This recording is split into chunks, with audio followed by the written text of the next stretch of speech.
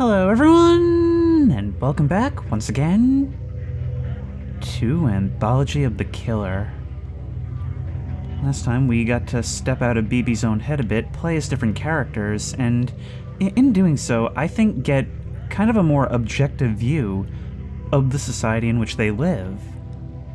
And well, if anything, it's only gotten stranger and made it seem like this really is the way things are.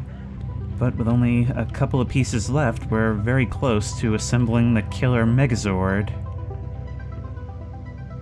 And oddly enough, after stepping through the darkest area of this gallery, we find the craziest, most brightly lit of all. I wonder if the activities are still happening outside. There'll be plenty of time left over for activities. Another thing I've been thinking a lot about between parts is the use of dream logic in this game's narrative. Because obviously this whole thing has been one surreal fever dream where there's certain connecting ideas all throughout, either within a chapter itself or throughout the entirety of the anthology. But within those stories, there's a lot of lost time, there's changing of the roles of characters within those stories. And it's for that reason that I just can't stop thinking about what the dog merchant said, how he has these depraved murder fantasies in his dreams. The same can be said of BB. She's been having increasingly strange nightmares. And when she comes to, it's like she's leading a sleeping double life as a music artist that appeals to killers. Kind of dipping her toes into that world herself, maybe, and, well, it makes me think that if so many people are killers in this world, maybe they're not conscious of it when it happens either? Well, we can learn more about that in Heart of the Killer, I'm sure.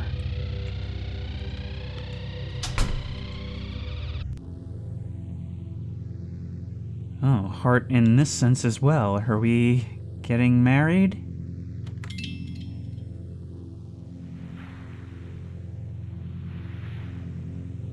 Sometimes when I wake up, there's a moment when I don't know who or where I am. The cloak of habit falls away. I look around. I'm in an alien land, a distant country, full of objects whose use will remain forever unknowable to me. And then I get up and move over to the window.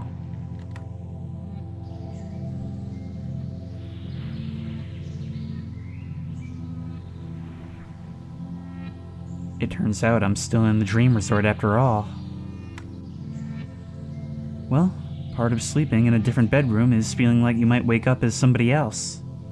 I'd better start my rounds in case it turns out I'm still myself after all.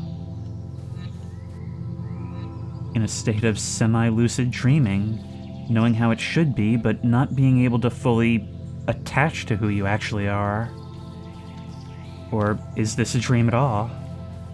Given our outside perspective, we're even less privy than you are. Outside, it's another indistinguishably perfect summer day. Nothing is stirring within any of the other buildings of the compound. Is there anyone in here who has to dust? No, which means I guess it's all up to you. Ooh. Man, I wish they'd at least serve breakfast with these. Okay, we're now filling out a survey? Participant survey. Please use attached pencil to fill in response. Use enter to check where appropriate. Answers will only be shared with interested parties. That's not reassuring. 1. What did you dream about last night? Check as many as apply. Erotic disavowal? Collecting plastic figurines? Being chased around? Memory of particular basement? Memory of multiple basements? Friend whose face you can no longer recall? Arguments? Carpet warehouse? Other, use attachment B. Well, a lot of these things have come into play. Being chased around was certainly a thing. Memory of multiple basements, oh yeah, I'd say so. Friend whose face you can no longer recall, that would be Clarice. Certainly a few arguments, since nobody seems to believe me when I try to explain things to them. How do you feel about sleep? Well, at this point I suppose I'd start to fear it, but maybe it's better than the real world? I like it, but I lose a lot of time to it. I suppose it's necessary. How would you describe your condition on waking? Haunted by half-remembered visions is exactly right, although we do have very refreshed, groggy, and require sustenance. There we go. Can we leave marks just anywhere? We can. Have you seen this person? Think carefully. And the tall, lanky figures in the corner? Sounds familiar. I'm unsure, though.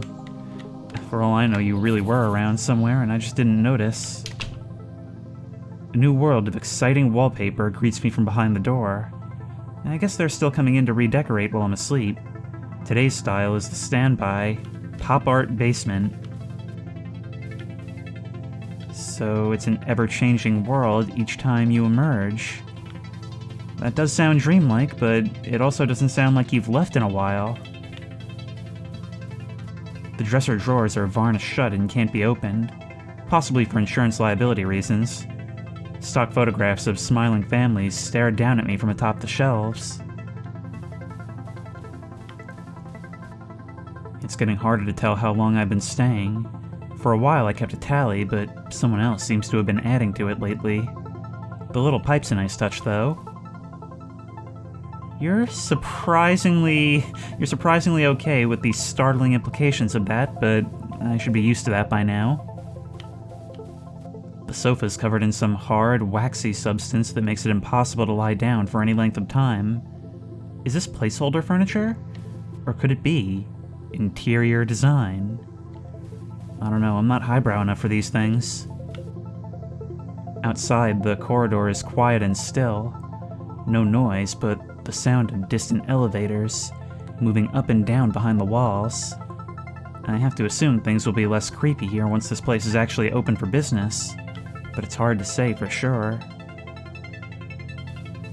A hotel for the dreamers. The dressing room feels like being stuck inside a wardrobe. The air is still and heavy, as if smothered by too many coats.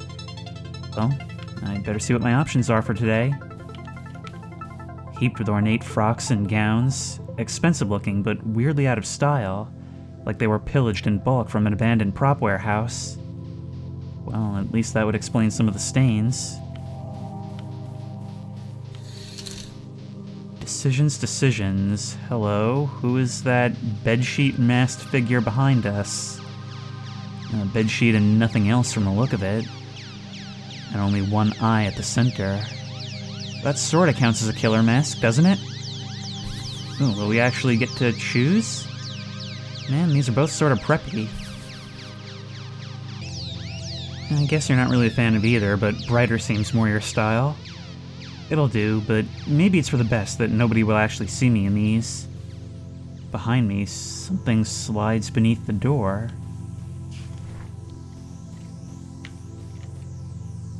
Another survey. Hi, I'm participant. I love to dress up in fashions and styles. My favorite are clothes that make me feel girl CEO, murder victim, fast casual, unidentifiable.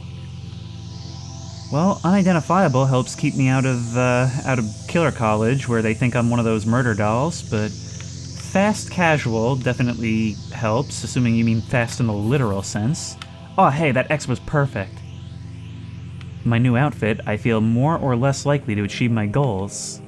Oh, definitely more likely. I feel more or less likely to find love. Maybe less likely, because she probably doesn't seem to like them. I feel more or less likely to walk into forbidden areas. Am I knowledgeable of these forbidden areas? I feel more or less likely that my body will ever be found. This is all about self-identification. Also, look at this artwork on the left here, like something out of a catalog from 1906. Well, we went with brighter. You know, I've never caught a glimpse of whoever leaves those forms around. Maybe it's for the best. I'm never sure if I'm supposed to tip in these kinds of situations. You always know how to pick out the right concern in these moments. The other rooms are already boarded up. It seems a bit much as a security measure, but but I guess it's nice to have a break from the overall frou-frou aesthetic in this place. Frou-frou? Not sure. As ever, the dial-a-boy is securely bolted to a table at the end of the hall. I have no idea what any of the buttons do, because I refuse to touch it to find out. Yeah, that looks like a 90s sitcom and a half on its side.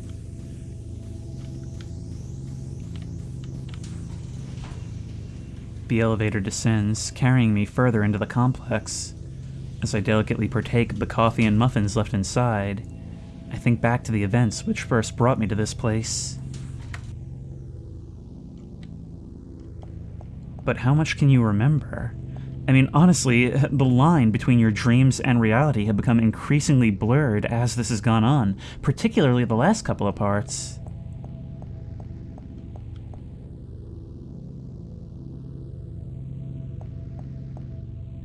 Isn't it a bit hard to see down here? Howdy. Hey, it's Agent BB. What's up? Boss, I've decided to resign my commission as a mystery shopper. It was fun at first, you know? Paid to roam around the shopping district looking for things that didn't fit. Empty aisles, furniture that looked off-brand. Each discovery seemed charged with secret meaning, a hidden transmission from the heart of the mall. The tag up there says, "Do you have nothing better to do? Would you like to make some money? Mystery Shoppers Incorporated, join today." Huh. A whole job that we were not privy to moments ago. Oh, we've stepped straight off of the table. Where are we going, though? Oh my. Oh my, we actually had the ability to travel pretty far from where we started. Which, as usual, makes me wonder if there's stuff out there to find. Quitting from our job with a mysterious person behind a desk, I can't help but be reminded of Inland Empire. I started to like the feeling of being somebody else. A name nobody knew, a secret agent, invested with the mysterious authority of the consumer, a passport to the frozen world of window displays. BB, thanks for another great report on Mall Zone 5. Da boss.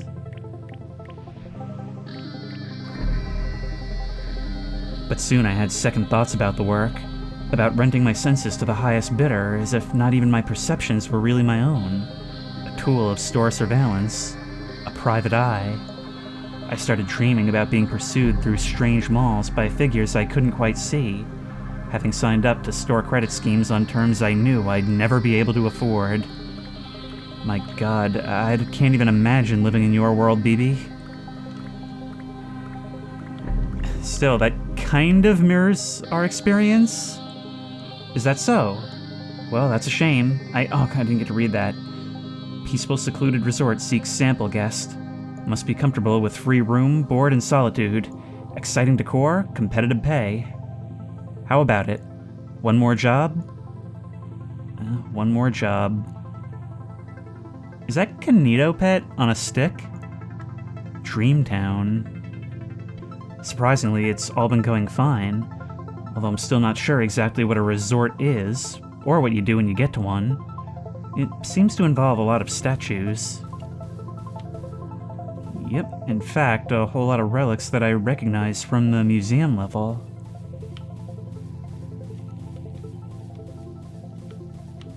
Rooms so dense with ornament that it's easy to feel lost within them, or like an ornament yourself. Is this place just a fantasy camp for people that dream about turning into furniture? That's one interpretation. But you are wearing the clothes we chose for you. And we're quite clearly being watched. And if our attention was drawn to it, I think that means that on a subconscious level, you know it.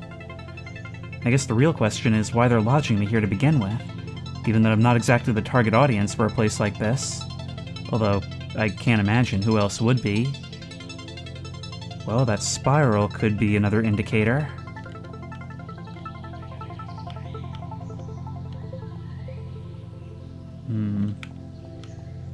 For the courageous, there's a pool out in the open courtyard. The windows of neighboring apartment units stare down like empty eyes from every side. Personally, I didn't bring trunks.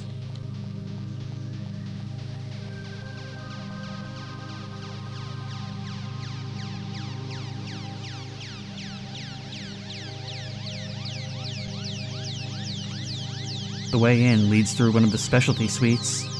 The immense white body of the marble horse takes up most of the space in the room. Yeah, well, you just don't understand art if you're not taking up huge amounts of space with something you will only look at and never interact with. Out of habit, I check the bookshelf on my way through. Gothic romances, some kind of girl detective franchise. Couldn't they find anything that fit the theme? Maybe it fits the theme better than you think. Have a look at their clothes. And as usual, everything points to me already being followed. Straight into another survey.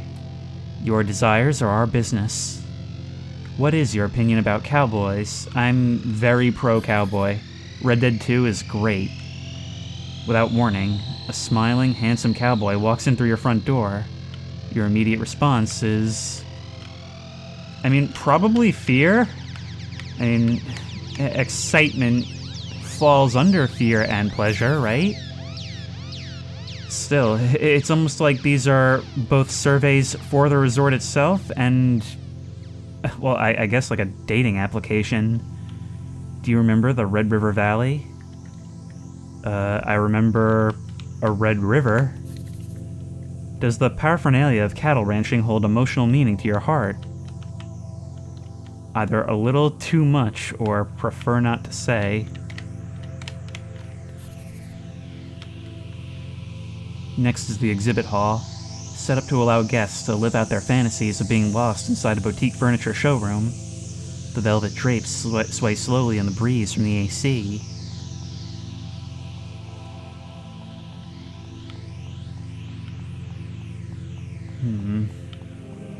Oh, we're just walking straight over the empty void, huh? And maybe it's part of the show.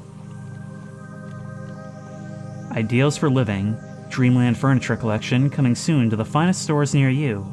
Mass production pending following user feedback trials. There's one of those coffins. Oh, I get it. These are shadows from the curtains. Meet the C-suite.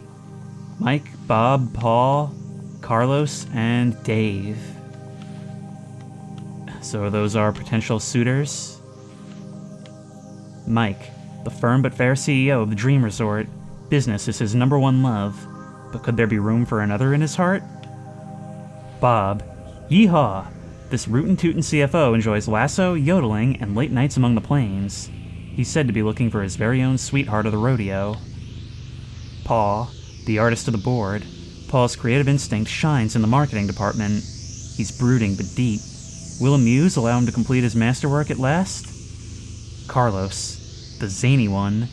Carlos can be identified by his catchphrase, hamburgers, but does his easygoing demeanor hide a sensitive soul? And Tom, representing the HR department. Wait, it says Dave, but alright. Tom, representing the HR department. Tom is also Prince Regent of the distant landlocked country of Aldovia. With his old world charm, he's sure to treat a lady right. So there's a strange conflation of work and play here. We're staying at a resort, but we're doing so for a job. Meanwhile, we're, I guess, doing like a dating game type of thing, one which we were not aware of beforehand, and we haven't even seen any of these guys in person, but okay. It's being treated like a job application, and honestly, their descriptions read like a LinkedIn profile. And for some reason, going through the end brings us back to Bob.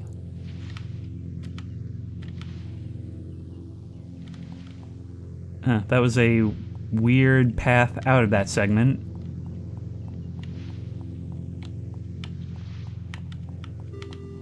The face in this painting seems familiar, but no time to think about that now. There's the bell for the focus group testing. I'm not sure what happens if I stop showing up, but somehow I got the feeling it's not a good idea to find out. Well, I don't know if she looks familiar, but her hair and bow look familiar.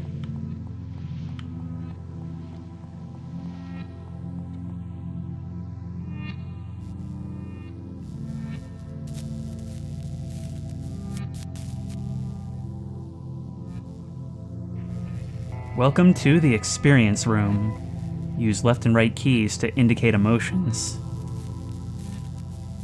This whole game is an experience room. Posable Commander Data, Star Trek figurine. Roll of barbed wire, fear. Oh, I see. Courbet limited Funko Pop, desire. Car crash victim autopsy photographs, fear. Chair made of chicken bones, Liminal photograph of empty theme restaurant circa 1998. Old boxing glove on a circular saw blade. Seems dangerous. VHS player filled with chewing gum.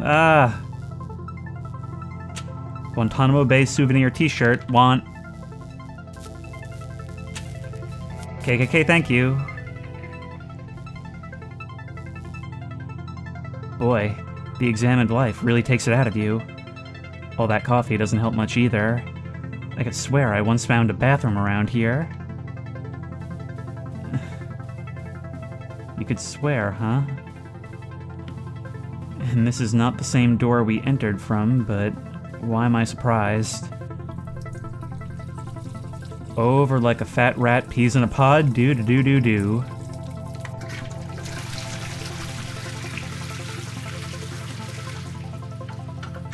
Psst. Is that a voice from beyond the mirror?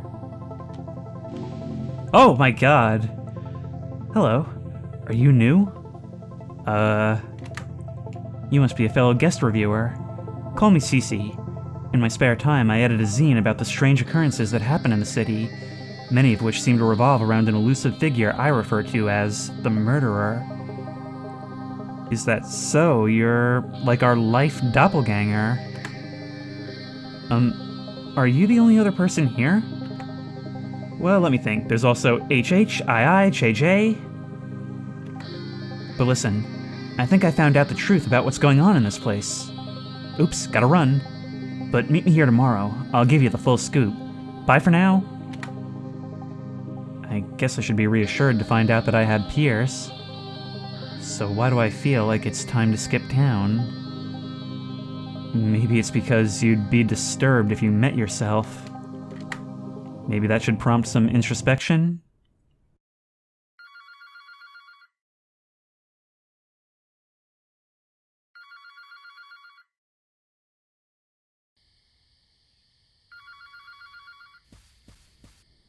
As with all places, this one seems different at night.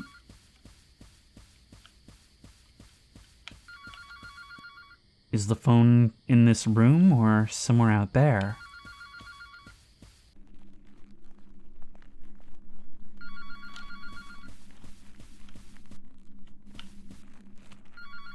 Oh my. You know, seeing those tally marks now, I don't like being reminded that there is in fact someone else with access to this space.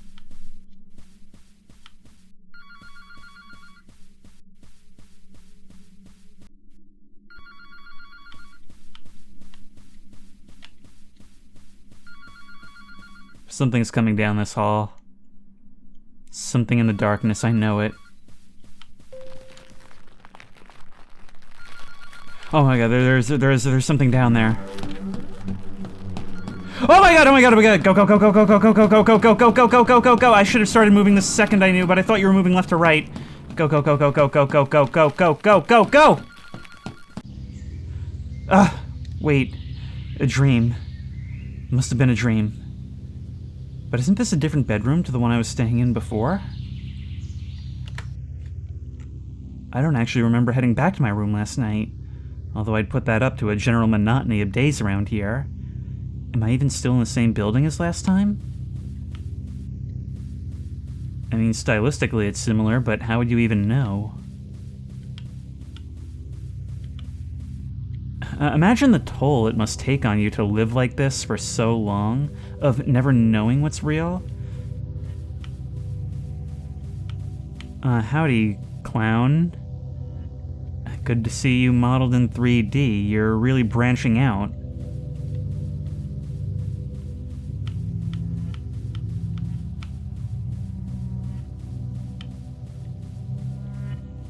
Well, there's the phone. The dial-a-boy last night was ringing. But was the call meant as a warning or a threat? The grinning yet impassive faces of the boys provide no answer. These statues may not literally look like deer, but they certainly embody the spirit of deer. And there's yet another occurrence of an elephant, which makes me wonder if there's not something more to that, some greater symbolism there. I mean, I suppose they were introduced as a sort of moral test of character. Do we just have to jump down? Well, there were stairs there, but never mind that. Somehow I make my way back to the bathroom, or at least to another one that looks just like it. There's nobody around, but something glints at the edge of the mirror.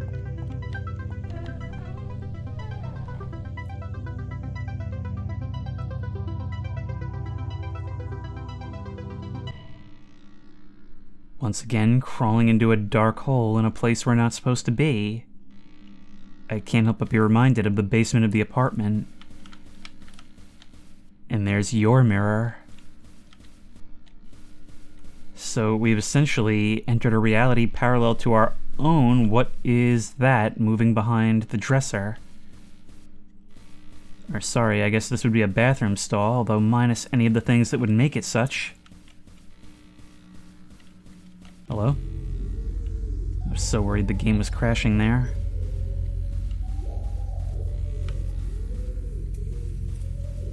Your resort is very different from ours, going for a different theme. But you've got your own watching portrait and your own dial-a-boy.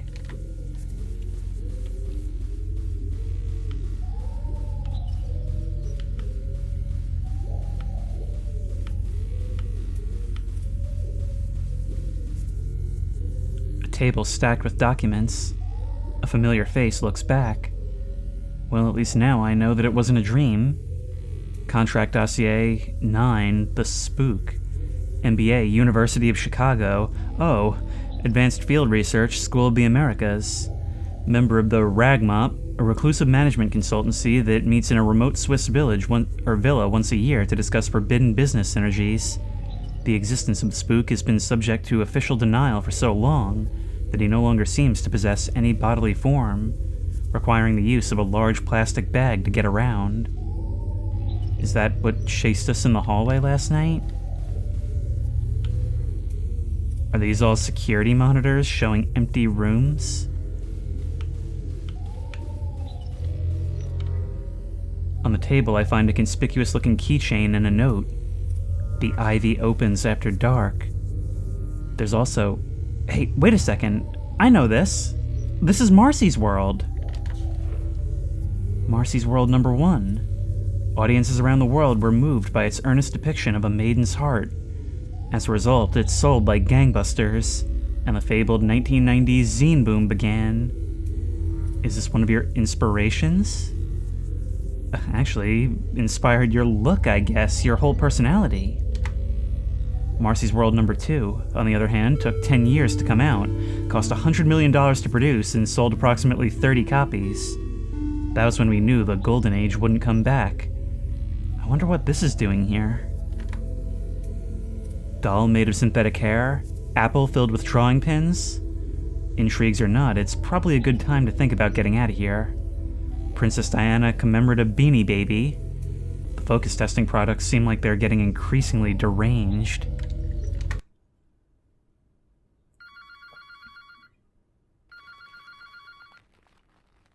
And another call in the night.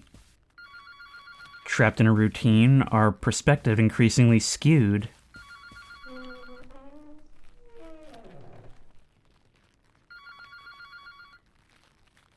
Maybe I don't need to grab my stuff. We already know you're gonna be there, so what's the point? Well, at least it's nice weather for a stroll. Beneath the moon, the rooftops sprawl and ramble like a pleasure garden. Behind me, I hear the creak of my bedroom door. And I see that statue on the roof. Although, you can't.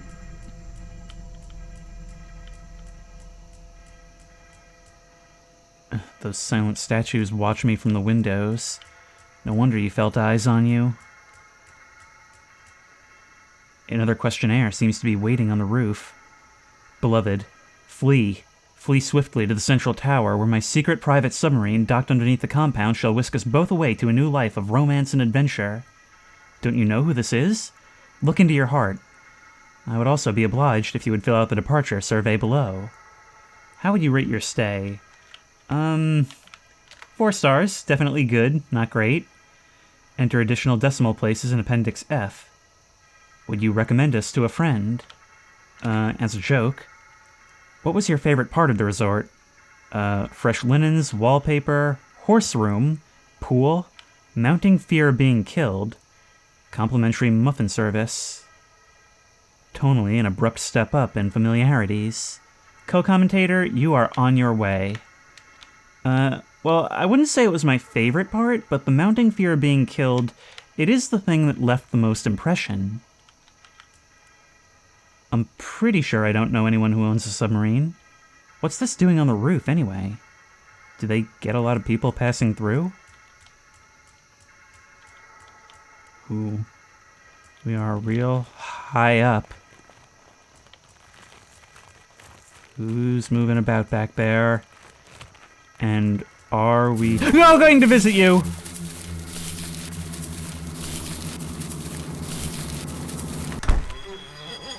And slam the hand down.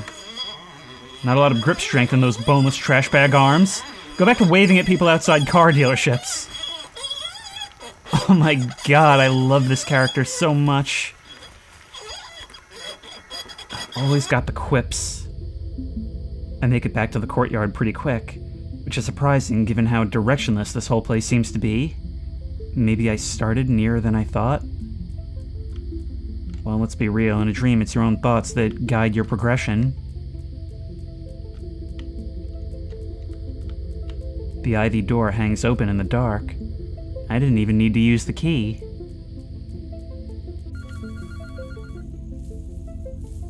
Maybe now we can answer?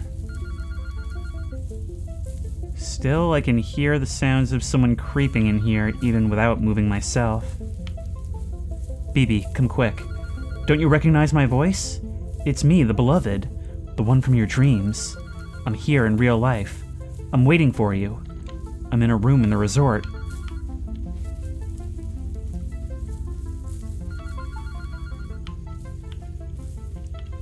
You know my name. Why won't you call it? All you have to do is call. I'm counting on you now. Which one am I?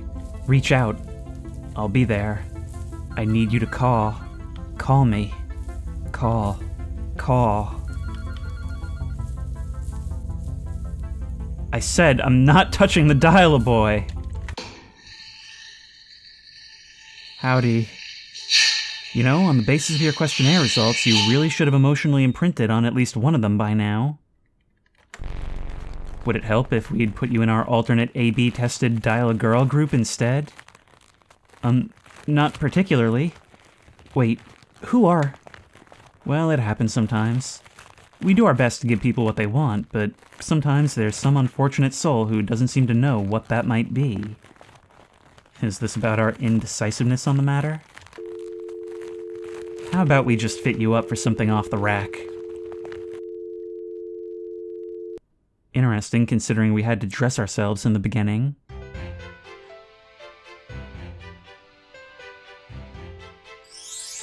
Pumpkin Summer. Well, isn't this a change of pace?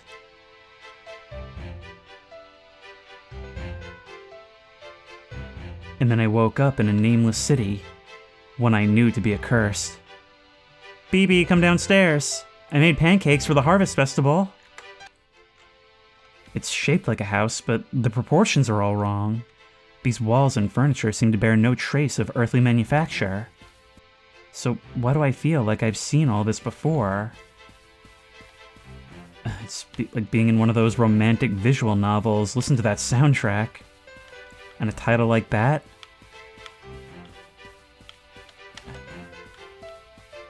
Very strange layout as well. Hang on, wait, was there anything back the other way? The rooms wind aimlessly, as though misremembered from a dream. Huge functionless chambers branch out from the central passage, and seem to contain nothing but a handful of props.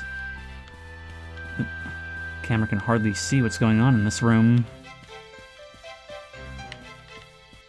God, why is reality so much stranger than the surrealist vibes we've had up until this point? And do we maybe have a sibling or someone in this room? The clock reads 9:59. Wonder if that has any significance? From the kitchen, there's a smell of burning.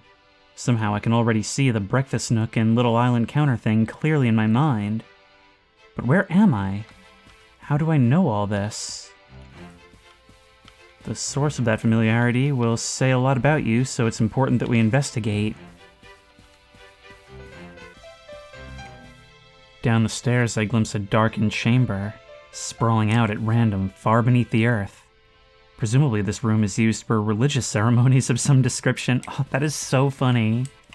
After we've gotten so used to the strange world she lives in, having everything just kind of bounce off of her, we realize that that's not just a stylistic choice or a humorous one. Ours is just as twisted to her.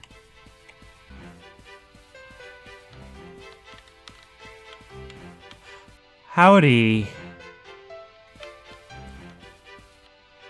Good morning, sleepyhead. It's me, your sister. Aren't you excited for the festival today? I know you're a hotshot big city writer now, just passing through as part of a book tour for your hotly anticipated novel. But it will be a great way to reconnect with your life-affirming small-town roots. Oh, thank you for expositing my life to me, sister. You should say hi to everyone at the Pumpkin Festival. They say that Greg from high school will be there. Remember Greg? From high school? Oh, I guess I won't get to read the other things. Was that really my sister?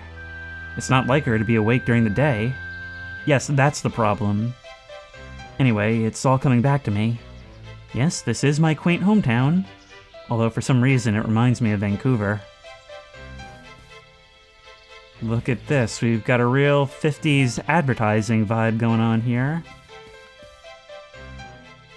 With some extremely gory jack-o'-lanterns on display. Everyone outside is carving pumpkins in the street. Do you really get pumpkins in summer? I always thought they were a seasonal fruit, or gourd, or whatever. It's not just her, it's everyone. I used to be a big-shot vampire fiction author, but a chance meeting on a plane reminded me of the importance of love and family. I've never been happier. Greg from high school was asking after you. Thank you, I wish you the best. Some of you look like you've already been jack-o'-lanterned.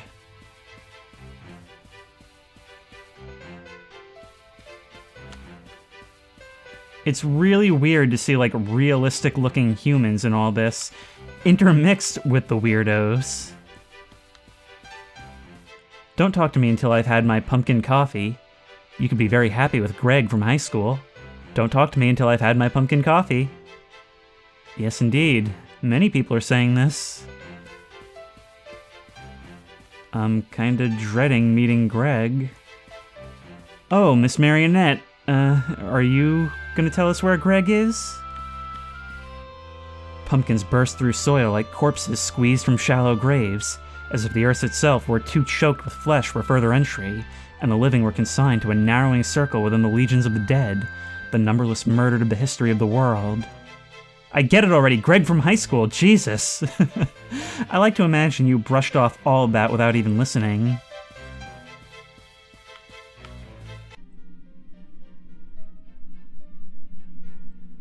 So why is Pumpkin Fest taking place entirely within a house at the end of the street? Hi, I just heard. It's not Bob. That sounded like an answering. I just heard. It's not George.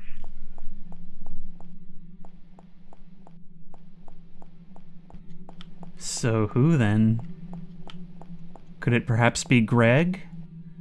I don't know, we'll have to wait and see.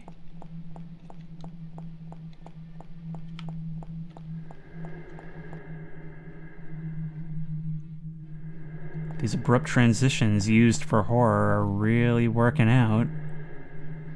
This is the first time I've been afraid to press the W key in this experience.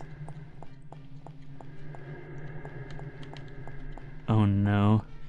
BB, you've actually found the back rooms.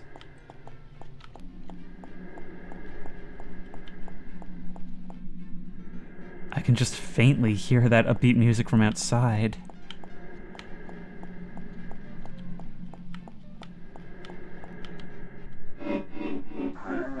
Howdy, Greg! Oh my god! Oh, your voice is like a pre-recorded message! I can't see where I'm going! Alright, through this way, through this way, through this way! Oh, what? You think you're too good for Greg from high school too? Yes! He looks like someone who strangles his wife in a Tennessee Williams play. You're here waiting for us too. But at least the partygoers have gone. Look, I have a schedule here. What if you just told me what your horrible private death fantasies are and we can make them come true? Ha! We have the technology. Is that what this has all been about? Nice try. But this is just like the time when I was 8 and my friends showed me a picture of S Club 7 and asked me which one I liked. And I had no strong opinions, so I just picked one of them at random, and then everybody else went, ew. That's not really what I'm talking about. It's kind of the same situation, though.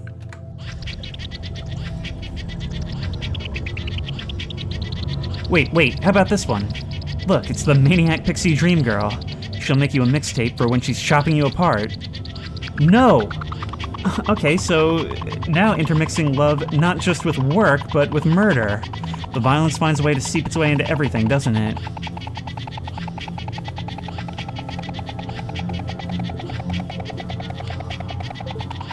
But what about this? High-powered office romance. BB, I need you to work late tonight. You're having dinner with a very important client. Me! You know, that previous observation could not have literalized itself in any more a succinct fashion. Is that even legal? Okay, well, I guess we're gonna have to walk through his.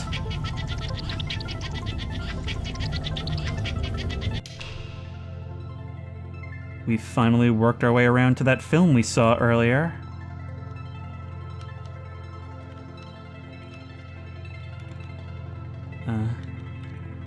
Just trying to figure out which corner I need to disappear in.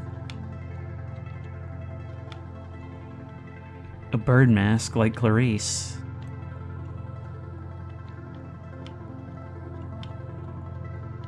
This is one of those things that's been a real constant, although, and the robots knew.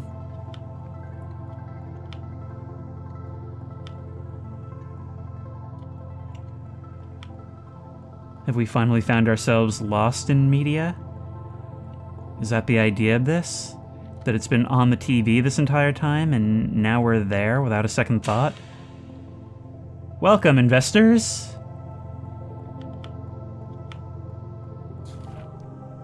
Welcome. What does desire look like in a world of casual mass death? For obvious reasons, top retailers have begun asking this question. Now it can be answered. Ragmop, acting in collaboration with the Consumer Survey Institute, is proud to announce the Dream Resort, a bleeding-edge romantic horror simulacrum designed to furnish you with behavioral demographic details on the love-death imaginaries of today's top youth subcultures. Special group rates available. Ask for Marcy. Wait, Marcy is in... That's right. Well, there she is right at the top of the page. With the commercial failure of Marcy's World number 2, I moved into consultant work to clear the debt. That's where I ran into the Spooks people. They too were consultants in a way. It's for you. Just say what you want. Can it really be that hard? Don't worry. It will all be over soon. What I want is... Cha-Cha the Tree Frog. What? It's the name of the frog-themed animal mascot for the Rainforest Cafe. That's kind of a deep cut. Do you maybe want the frog from the Warner Brothers cartoons instead? I don't want anything. I just think it's interesting. It's an interesting design. Don't look at me. Screw you. Show me your desires if you think they're so great. You're blushing.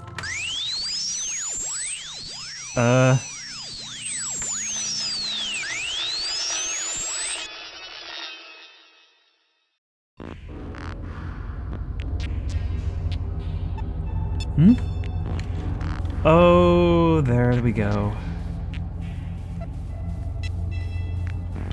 Do I need to watch out for you? All of you bound up. Oh no! But you don't seem to be coming for me.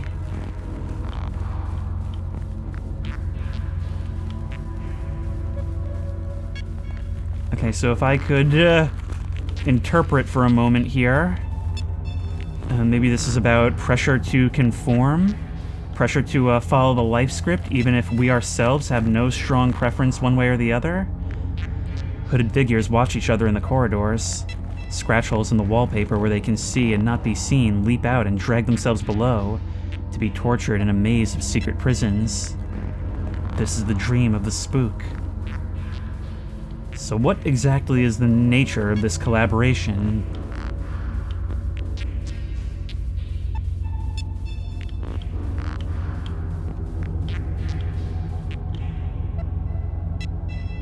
You know, it always bewildered me when people said that they liked Marcy's World #1, when it seemed like such a put-on to me, so calculated. But what could I do? People told me what they liked, and I believed them. So I kept doing it, but then people didn't want it anymore, and it turned out they didn't even know just what they wanted. The people I trusted to know, to tell me, so that I'd know what I wanted too. And so I became a consultant, to find out what people liked. This whole world is a feedback loop. People not knowing what they want, but letting popularity decide what that is.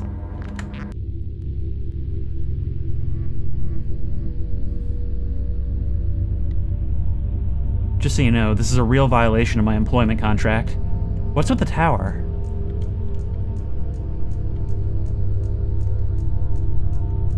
Well, if I know my video games, I know that we've got to make our way to the tower. Everything we recorded went into the spook's memory. Survey results, sales receipts, interrogations, secret photographs, phone calls, final breaths, final wishes. Yeah, that is a lot of consumer data.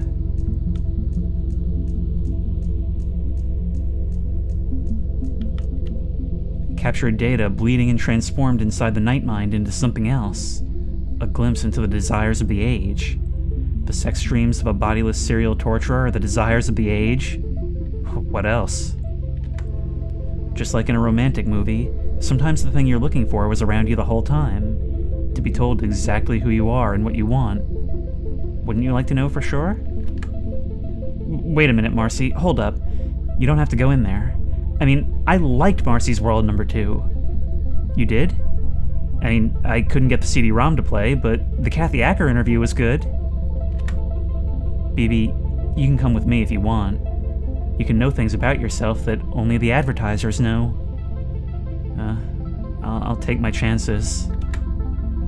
Well, it's the privilege of youth to never have to recognize yourself. But maybe you'll want someday to be told exactly what it is you wanted. You might find yourself trying to come back here, in your dreams.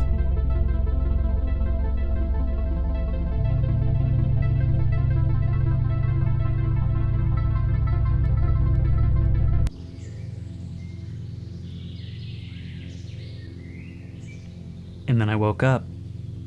The hotel had been abandoned, and the shoddy construction materials of the dream resort were already collapsing back into the forest mulch. Wary of my travels through the country of desire, when I got back home, I decided to do the opposite, and spent the day playing video games instead. You won't last 10 seconds in this game, my lord.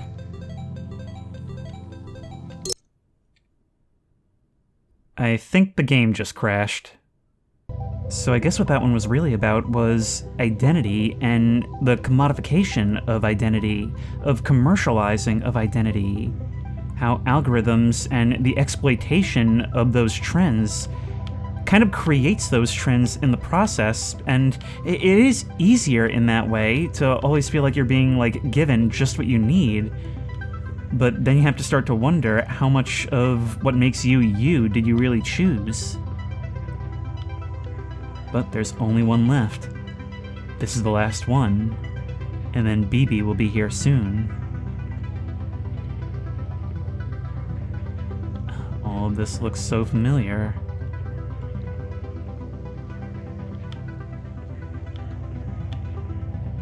There's an exit right here.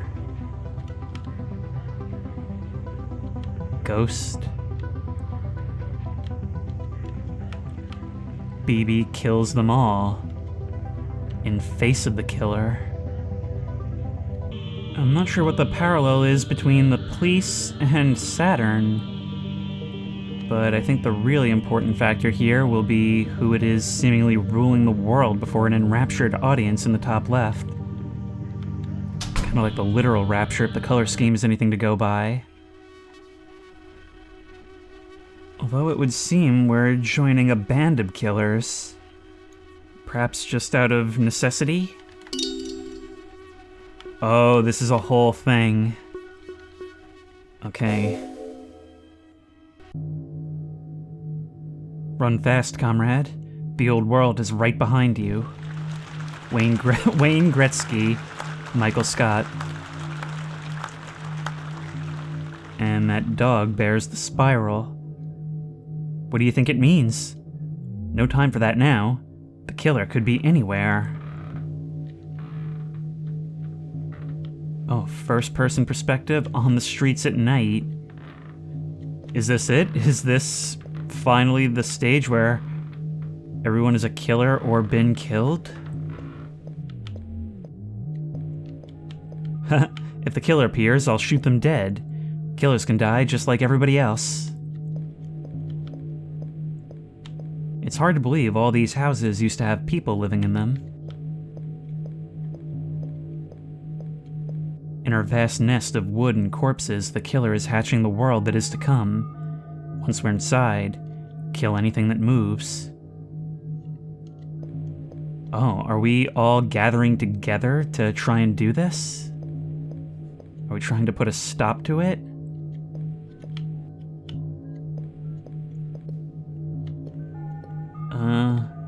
I didn't bring my gun. Hey, I recognize this place. This is the old urban cenotaph. The killer has infiltrated all of our most beautiful institutions.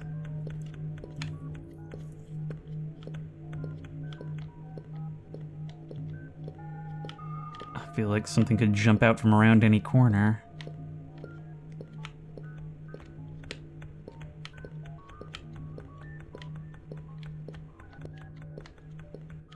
Look, masks and costumes of all our leading statisticians and celebrity car salesmen. My god, is nothing sacred? People killing in their name? Actually, since the last thing was about identity, there is a lot to be said about masks and how they're so frequently used for such things, both in media and in real life. Cogs and things. What are they for?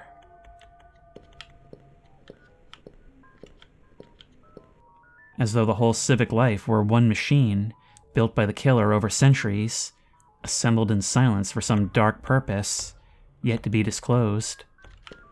Boss, you're depressing me. So, I get at this point that the killer is society at large, but how it's gonna bring all this together? On the edge of my seat to find out. The portrait hall of city fathers is a memory of better days. Is it though? They're all masked up as well. Hey, isn't that... Well, that's not good! Listen, did you hear that? Oh, it's probably just the wind. Come here, baby. Kiss, kiss, kiss. But they say the killer lives in this place. There's no such thing as the killer. It was all made up to sell life insurance. You know, we're all alone down here. Well, maybe you're right, Charles. Can you stop breathing down my neck like that?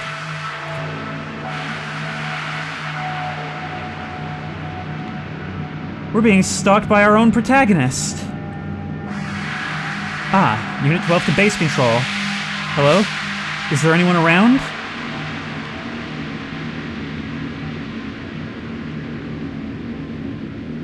Listen, it's Bibi. It's the killer. She's found us. Hello? Hello?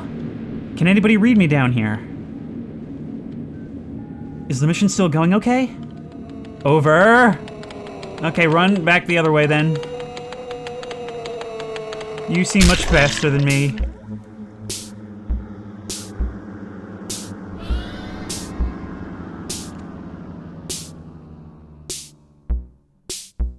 Dang, Bibi, why'd you kill so many people?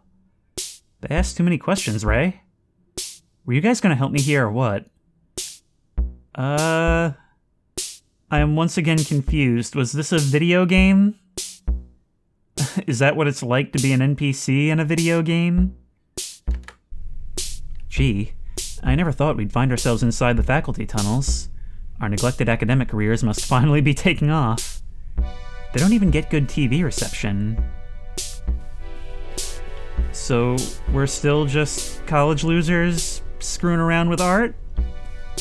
I'll be honest, I'm kinda glad to see you guys again, but it's still making me wonder what isn't real.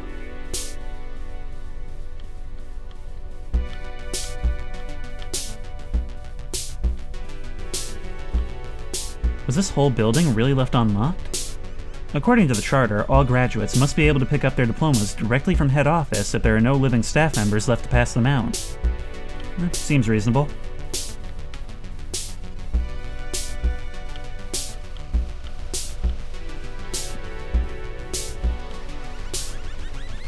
How about Dr. Blood? Decapitated Sunday. For real? I owed him a term paper. I hope that doesn't mean he died unfulfilled. Well, in this sense, imagine if that was his unfinished business and he came back to haunt us. Okay, everyone, load up. Credentials are important in today's job market. I read an editorial about this. Great Bachelor of Phrenology. It looks like most of the good ones were taken. You really just walk in and pick up the one you want? There's a joke I'm not qualified to make there. Great Bachelor of Numerology. Great Bachelor of Game Design. Oh, well, that one could be worth it. Well, I guess we're graduates now. Is it me, or does town seem kinda dead? It's National History Day, so all the stores are closed. That's how we were all able to get the day off. And terrified townspeople watch us on the streets, probably wondering what we're doing. Oh, right. Where are you guys working anyway? Well, I'm a courier for Kniferoo, the new subscription box service. Sign up now to get a hand-curated batch of fresh knives in the mail every week. No questions asked. I imagine that's popular here. Secret meat. What about you, Claude?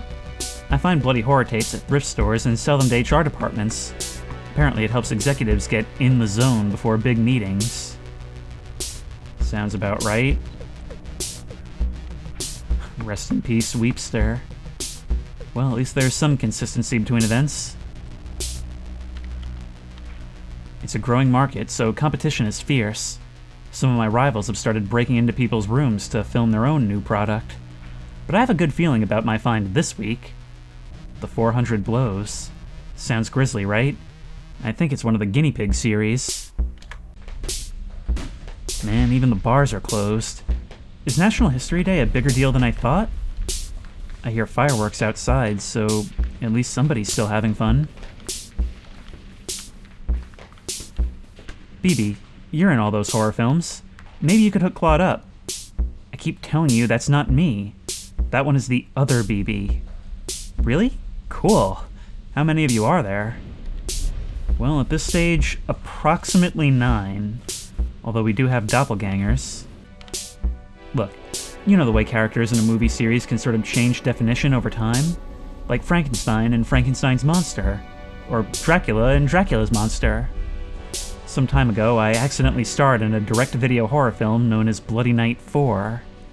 The character has kind of gone from there. Wait! I guess it did well enough on the direct market that other studios started making their own versions, with the BB character returning as a different actress every time. Likeness growing ever more abstract. BB in the Black Mass Club. BB only shoot twice. And we're a bit of a unsung celebrity. BB reserves 9 chairs at midnight. Wear a red dress for BB.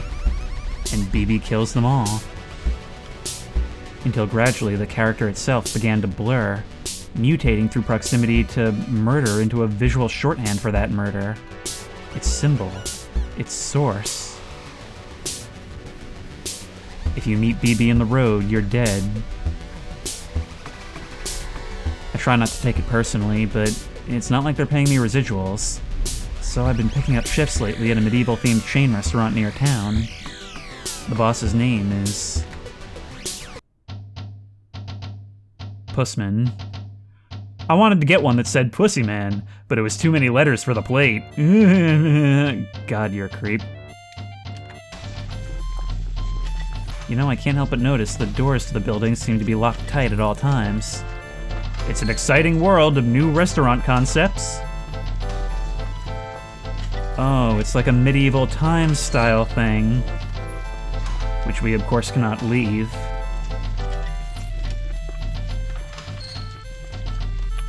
We always seem to blunder our way into stuff like this. Mop Girl and now this. Great job not falling in yet. This is a serf position, but we'll start you at our wench tier. What does that entail? Oh, just wenching it up. Wenching around. Yeah, you are living up to your name.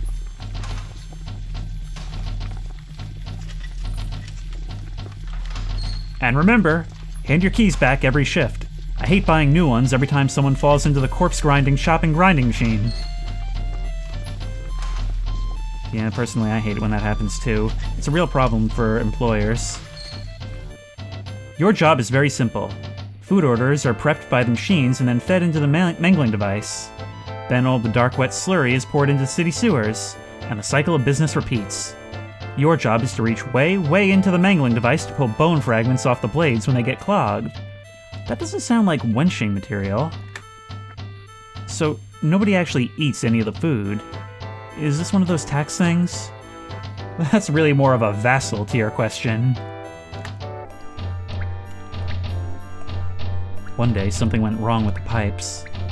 I went downstairs to take a look, and found a network of stone tunnels that seemed to predate the creation of any known theme restaurant.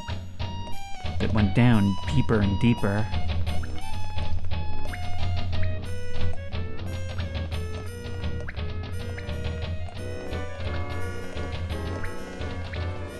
It's kind of funny how you started off leading towards a dark river of lymph that rolled slowly onwards underground. Pipes hung from the ceiling, seeming to draw it upwards into the houses above. I couldn't tell how far it went, or what dark sea it may have. Do they still do those chicken platter deals? Dude, I don't know, that's your question after all this? Look. Oh, the music is so discordant and disjointed. This always happens. You start off in a bright and cheery environment, not sure how you got there, but not really questioning it either. And then it always takes a darker turn. Personally, I'm more of a burger dolphin guy. What about you, Max? Where are you working?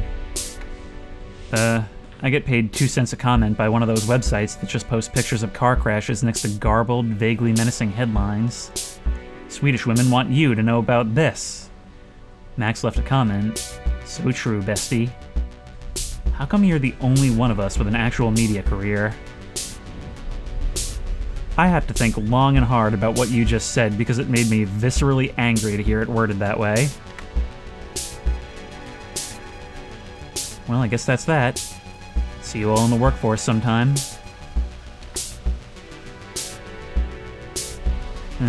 Seems like some people are forgetting the duties they owe to society. Why are you talking like a cowboy? That's cowboy dialogue? Listen, as the closest thing this town has to youth culture, we have a civic responsibility to stay up and party on graduation night. But everything's closed. Not everything. It turns out some of the other guys from our year are holding a house party later tonight. All we need to do is skip this train and get to the next one. Out to... Mansion Gardens.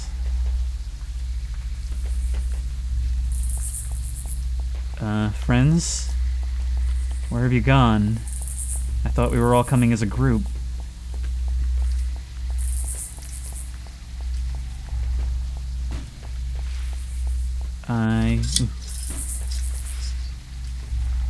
Fireworks overhead. And everyone's celebrating with garden work.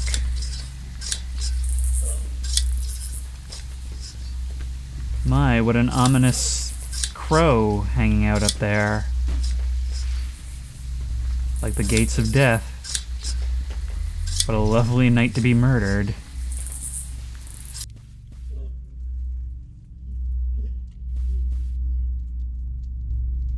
I swear I could just hear, like, grumbling or something. Like someone clearing their throat. Oh, it's a dog. I can't go down this way.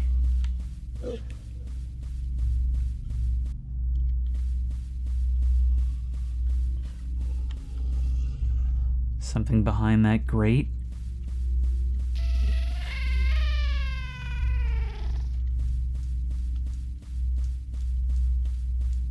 I keep expecting something to happen to me in the shadows. Friends, there you are. Hey, here you all are. What's with the monster outfits? It's safer to be feared than loved. Well, I can't argue with that logic. When you said you were all going home to change, I assumed you were just being, you know, dressy. This neighborhood seems sort of ritzy. Do we really know anyone who lives here? Don't worry. Most of the old mansions have been shopped into apartments now. Like everything else. Oh, we're playing the role of a heavy-breathed observer. And there's our murderer mask and our buddy. Are we the person who finally does it? But they do say there are a few still occupied by descendants of the original city owners, insulated in there against the years, growing paler and stranger with each successive generation. A lot of dark rumors about this place, huh?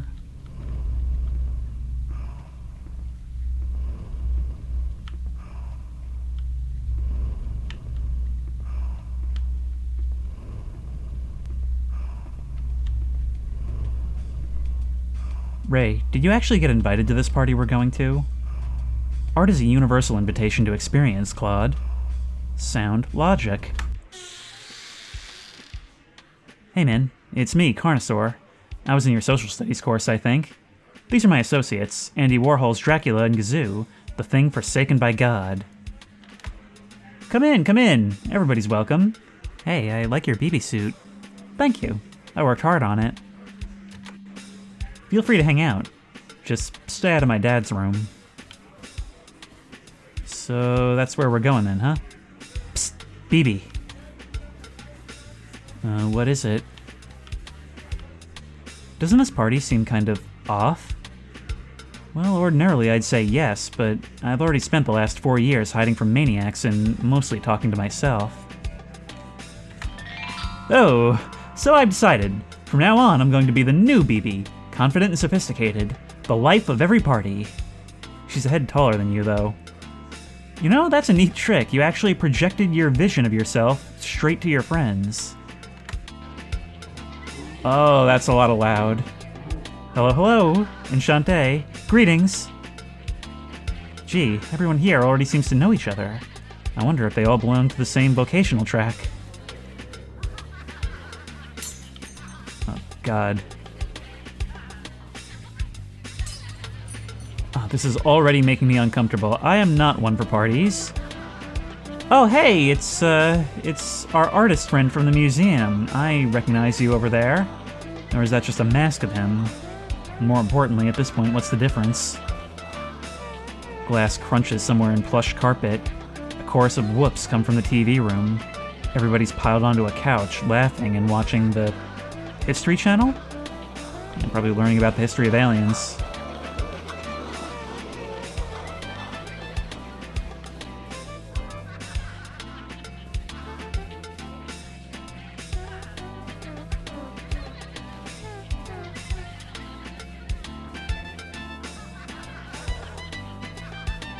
Glass lamps rattle from a distant slamming door.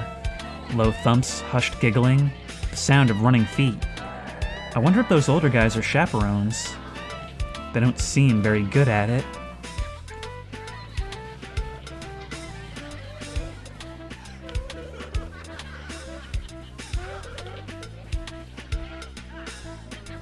You know, when all of this stuff is represented as text bubbles on the screen, it somehow makes the party feel even more overwhelming than if it had just been all fully voice acted.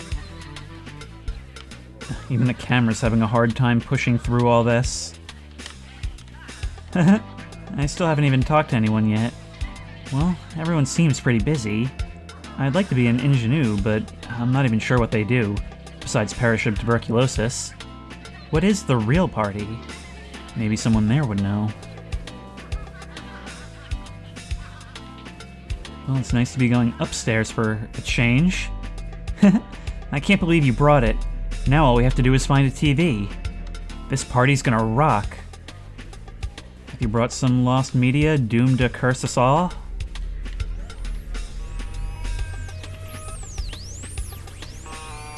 CQ, 111 110 01100. Roger that. Jeez, how many plug sockets do these guys need? Is this the real party? Dude, come on. Let us use the set. We brought Virtua Fighter. Sorry, we're in the middle of something. Oh, hey, it's that show again. What are you guys watching? Rehearsal tapes for the new season of the Immersive Theater. They're putting on Dogs.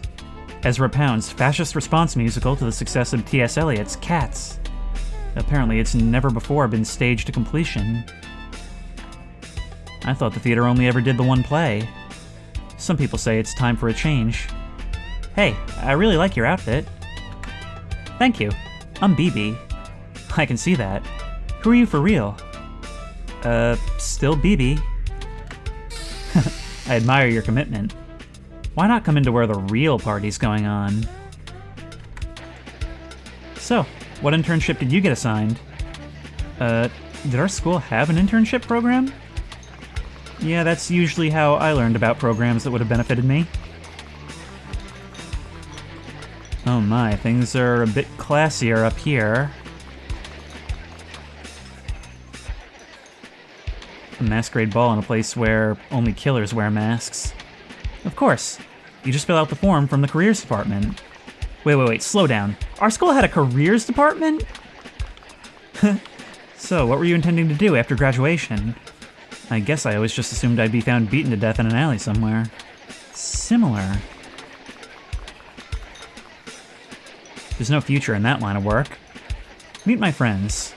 Robert is in what could loosely be called discount finance, while June is apprenticing as a BTK consultant at Lockheed Martin. You consult them on sandwiches? Do you mean BLT? Because BTK means something very different. Anyway, it's pretty crazy to finally be graduating, right? Now we have to figure out what we're doing with our lives. Do we? I don't think so. We've always known exactly what we're doing with our lives. More drinks? Yes, absolutely. Fill her up. Now we need that liquid confidence, huh? Act 2, party night. Okay, maybe we got a bit too much confidence. Oh, God.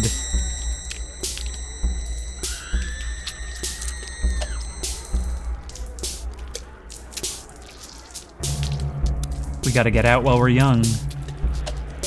'Cause tramps like us... Oh, it's singing. Baby, we were born to run. You know, you really bait and switched me there. I really thought this had turned into a literal murder party. But at least we're the life of it. All my new friends are so nice. I can't believe I waited so long to penetrate the mysteries of the social. Where's everyone going? I have more opinions about zines. Oh my. I see recognizable figures in the margins. Boy, those fireworks are loud. Let's put on some music. Whew, I like everybody's masks. You all look like real murderers. How charming. How fun. So that's you. You feel like you'd always have been a victim. They feel like they're the killers, and once they've graduated, now they can finally take part. Commence preparations, next step. Briefing begins, announcement hall A. There's a commencement speech too? Hey guys, we've gotta go.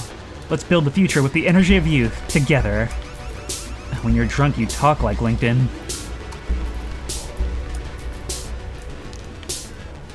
Who's giving this talk anyway? Historical tendency. Far out. Didn't they used to tour with Minor Threat? Oh god, we are not in a state to flee if need be. That's all I'm thinking about. Seats.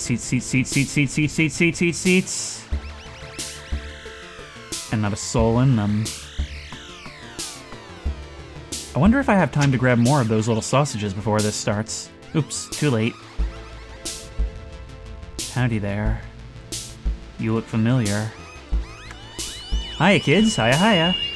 Boy, it's so great to see so many eager faces. What a turnout. Yes. Let's start with a quick question. Who here thinks the Empire ever ended? Boo! Say it ain't so. No way. Boy, it's always a thrill to meet the true believers. Unfortunately, empires always end. It's what they do. So perhaps we should say instead that the restoration of a greater imaginary empire has never finished. You're the one who granted power. Back to Count Masky. Call me Mappy. You may know me from the popular 1980s video game career. I retired early and bought a big house. But nobody wanted to visit my big house, or listen to my increasingly hammy and truculent political opinions. And so I sat there with the lights off, watching people drive past on the road outside my house, and imagining what it would feel like to shoot them in their cars, until inevitably, in this way, I began to develop a grand theory of history.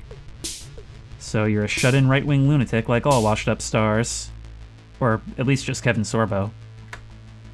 I realized that we needed to go back, to rejoin that sacred continuity of force severed from us by revolutionary turmoil, back to violence sanctified by myth, when one could be a however you pronounce that upon a holy quest instead of just some jerk strangling kids in the parking lot behind the stop and go. And now we get our greater theory of murder. Folks, I know many of you agree, which is why we started shelling the city. But is a way back really possible? The answer is yes. We fight to restore a legitimate claimant, a bold figure ready to reclaim the vacant throne of history. Are you using the shelling as a cover for the fireworks? Ladies and gentlemen, presenting the last descendant of Charlemagne, the present king of France, the Dauphin. Now, under all your seats, you'll find your baronial coronets and a loaded pistol. And we are taking this moment to abscond. Pardon me, excuse me, sorry. It's definitely getting to be that stage in the party where sticking around is an increasingly poor decision. At least nobody brought a guitar. I've been making lots of friends here, so we'll be okay. This is the power of new BB. All I have to do is inform the others and then stylishly, dynamically, hide under a pile of coats somewhere. I've never related more to a person. I thought I told you to stay out of my dad's room. Man, take it easy, it's a party. Do you think you caught a spy or something? That's right, confess your crimes. It's no good, she's too tough. We need to bring her back to a black site for enhanced interrogation. Hey, no, that's okay. Oh, this is not as jokey as it seemed. Hey, that looks like fun. I love army games. You know, my uncle was a soldier in one of our inscrutable wars of occupation. He told me what they'd do to prisoners they caught. Now, how about you be the insurgent, and I'll be the defender of humanistic values. Okay. For the first time, surrounded by people and nonetheless pursued. Oh, the way you slid around the corner like that. Go, go, go, go, go. I feel like I'm pushing past all these guys. I don't think they're solid, but it sure feels like it. Oh my god. Go, go, go! Oh my... To the right, to the right, to the right! Up and over! I can't even see where I'm going. Hold her legs, hold her legs, hold her legs. The cacophony of the party is very different now. Being pursued by someone dressed as myself. What a trip. Oh.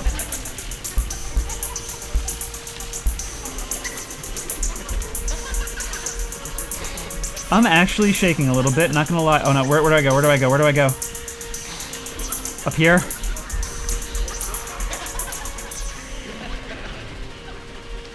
Oh, it's like we're running through the exhibition hall that this whole game takes place in, but no time to dwell on that. Through here? Song of the Funeral Men. The illustrious protagonists of history have been decanted from their amber tombs to point as the figureheads of the world that is to come. Now our terror is being presented again to some unseen audience. Preserved through the long years at the bottom of the grease trap, buckets of various regional fast food franchises, nurtured and replenished by the vital oils that is not dead which can eternal fry. I can't see a thing.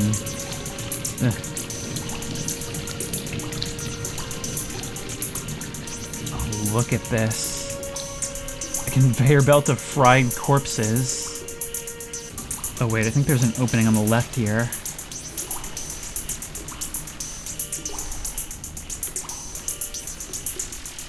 Chomp, chomp, chomp. Oh, is someone engaging in cannibalism at this party? I'm not surprised, I'm just saying. Crunch. And who do we have here? Why, it's Napoleon III. A fine vintage. And over here is Anastasia, the Whittlest Romanoff. Oh, the littlest. She looks pretty picked clean already. Nobody will notice another quick bite. You're actually eating the corpses of famous murder victims. Ah, fresh meat. Well, time to run from the boss. Oh, this is probably the shortest length of time until one of you has started trying to kill us. Okay, how do I get around you? Hey, it's one of my employees. You probably know not to show for work tomorrow. The Olden Times is moving into vast new tracts of public life. And I've wanted to eat you ever since I hired you. Yeah, pretty typical boss behavior. Hey, right. I forgot to hand my keys back after the end of shift. Oh, thank you, yes. That'd be a big... Ah! Thankfully you cared more about the keys than cannibalism.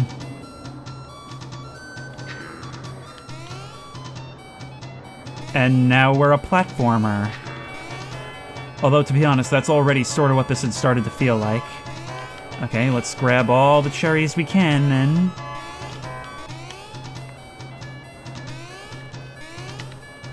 Yep. This is actually really difficult to get up here. There we go. Oh, I imagine you are the enemies for this segment. Can you jump? Answer practically doesn't matter. Okay, well, don't get caught. That's always the big thing. Oh, you're really just gonna hang out there? Well, there's literally no way out but past you.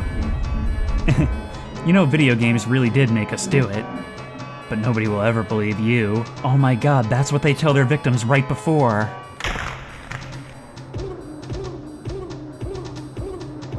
Please stop bludgeoning us with that. That was a rare mint-in-box copy of Mario Cement Factory. Oh, BB, you really did have it in you. My god. Gee, I guess instead of Dark Souls, we should have gotten good at murdering women. Whatever happened to games for change? Well, I guess we left you alive. Man, that party sucked. Where'd everyone disappear to? Let's all just turn in early so we're fresh tomorrow. Psst, isn't she taller than before? I wasn't really paying attention, but apparently that's the new BB. Oh no, we shouldn't have beamed our confident new self into your heads. Look, all we can do is shout helplessly from above. Wait, I can't remember exactly where it was, but I'm remembering now, weren't we told in an earlier chapter that we would be used to kill our friends?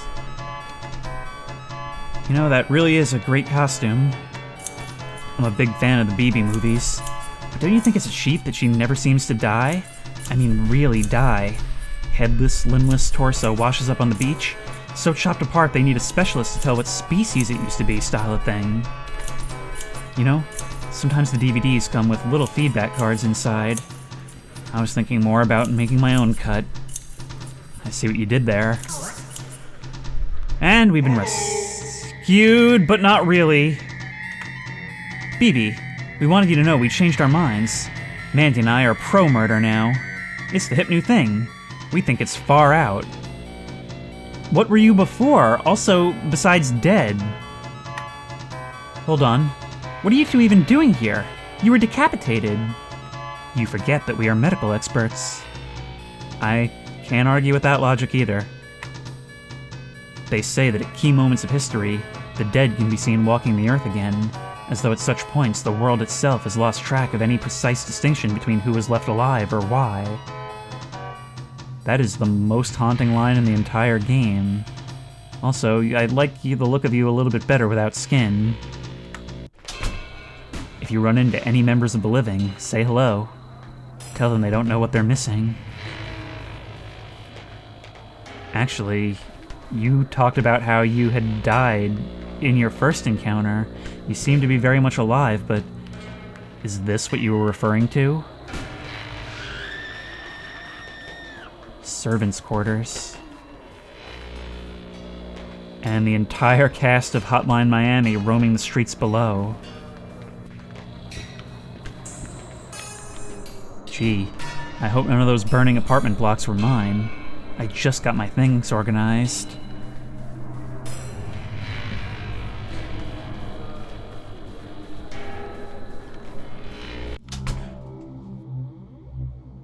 Who's this? Must be an understudy. Kid, can you fetch some Zimas? It gets pretty hot inside these symbolist god monster costumes. Is that what they're supposed to be? Guys, can I grab BB here for just a sec? Oh, bosso, thank you. Act 3, stage exit.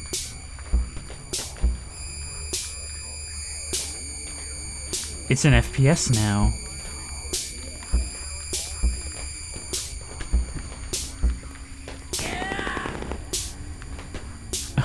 Well, I suppose it's gameplay, even if it is activated automatically upon finding you.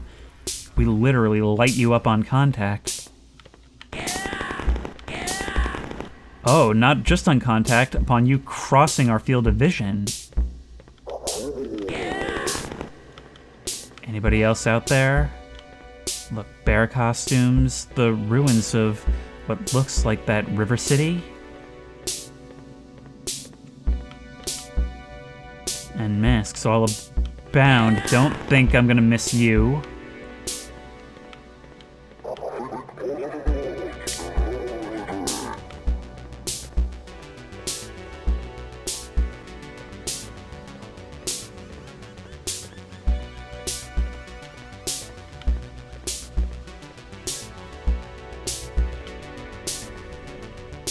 What is all this? All different environments, and yet somehow all around. I don't even have anything to say. I have no idea what to make of this. All I know is that these guys don't seem to be coming for me. I don't have to shoot them all, but I'm doing it anyway, and I wonder if that's not going to make a difference.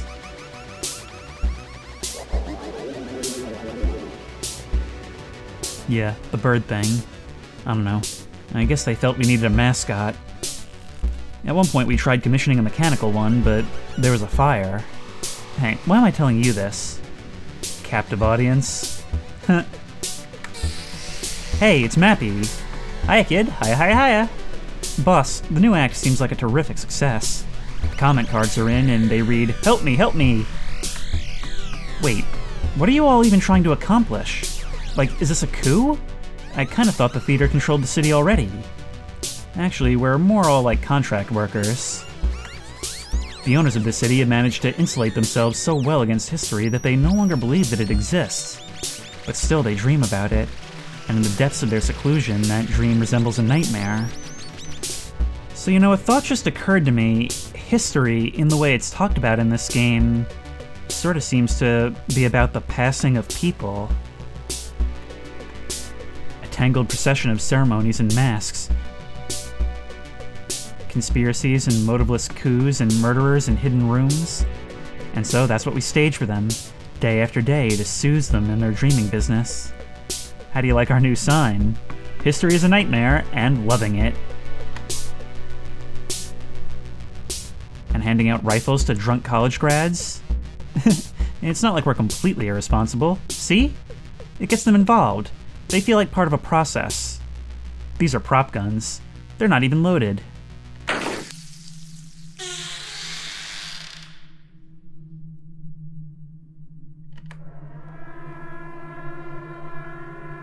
Boy, what a party. You did this, didn't you? I am tied to a chair! Yes, but it all makes sense now.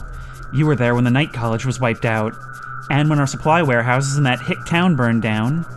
Have you been after my job from the start? You even took over my movie franchise. That was supposed to be my side hustle. Now they're the BB movies. And nobody remembers who directed the first one. Okay, so things are starting to click now. I don't even get residuals. Neither do I. Oh. So after all this, you're gonna blame me for everything. Putting on this show of violence for an audience who demands it. And yet, by virtue of surviving it all, it's all my fault? Maybe it is. I mean, I wanted to write about it. Oh, you got me. I'm done for. Nice try. Incidentally, deliberately like that is why you only got 2 lines in the civic play. Hurtful. Yeah, well, I never even wanted to be in your corny play. I had my own plans for that week, my own cultural ambitions, but nobody ever bothered to ask me what they were. What were your ambitions, BB? I wanted to do a color issue! Don't you point that thing at me, young lady. Are we about to do it? Oh, we're fencing. What did I just say? You see?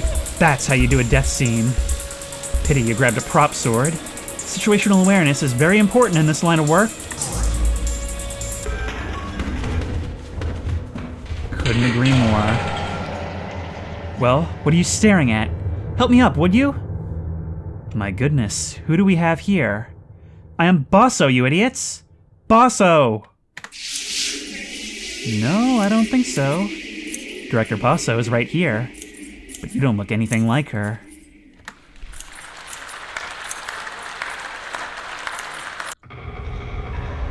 I wonder why Bosso hasn't caught back up yet. I hear people moving behind the curtains on both sides. A soft grunt, a scrape of props, a low creak of old rope and winches. Isn't it a little late to be changing the sets?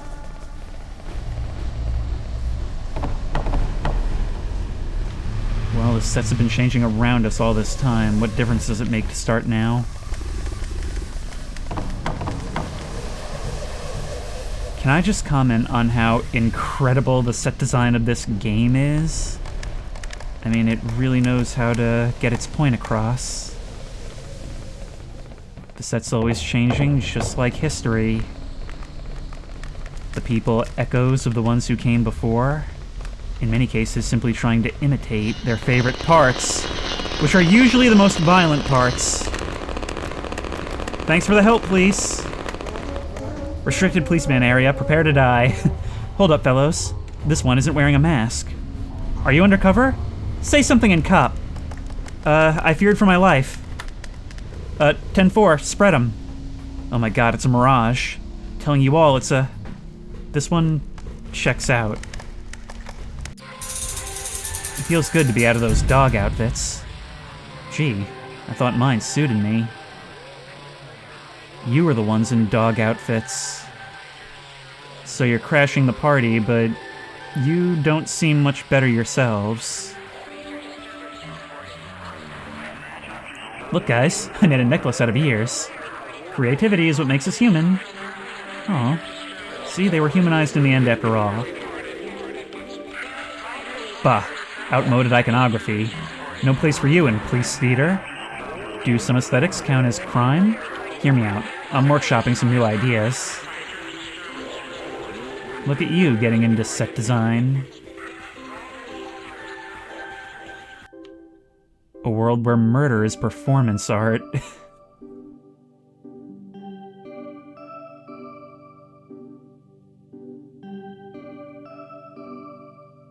Mission accomplished, ladies and gentlemen. We got him. Is there an exit around here? I want to guard it. I love the implication that police are just drawn to the urge to guard things. First, we have to report to the CO. The crucial stage is yet to come. So is this the part where you re-establish law and order? Just a more controlled form of violence? I mean, I guess I prefer it to the anarchy of moments ago.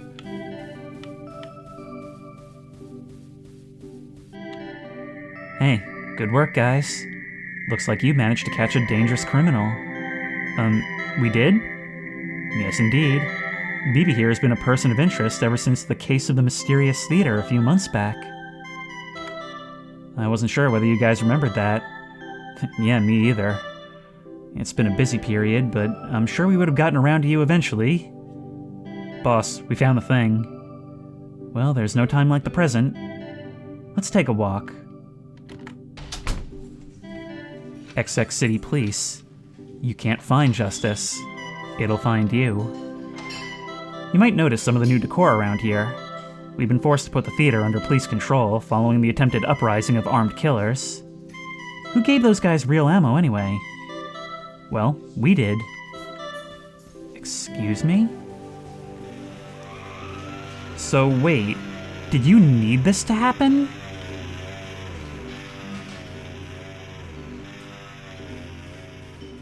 We have great things planned for the first season of Police Theater.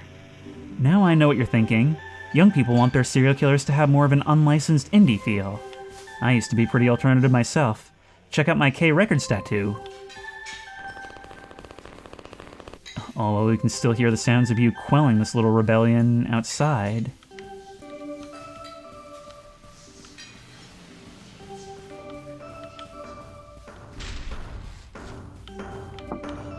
You see, Bosso always thought she was the only one who knew where to find the owners. But she was wrong. They told me, too, whispering through the static on my Dick Tracy communicator watch. That's how I know the city tires of an age of horror and dreams instead of an age of law. Isn't that good news? Sometimes I feel so happy I can't stand myself. Come on in, boss. When I'm too full of joy, I think how little good my health did anyone near me. Police dog followed the trail in here. Bark, bark, bark. Oh, police dog, right. What is that? Civil legitimacy. Blood her. Just a precaution. Killers go crazy for the smell of blood. Now you go first, and we'll watch and see what happens to you. I'm your canary in the coal mine for the new world. The air in here has the sour aftertaste of someone's breath. Veins beat slowly in the walls. Are these the corridors of power that everyone talks about? We don't need a running commentary. I feel personally offended. Also, that's just really funny in general. You're finally being called out on it, and by extension, me. What is that pile? The corridors of power, the corridors of history, all caked with the viscera of those who created it. What are those things moving in the dark? Lumpy chair-like animals scuttle by unseeing. Involuntarily, I recalled dark legends of the city's past. That it's... that at some point the town fathers began interbreeding with their own real estate portfolios. I push on past the dripping chambers.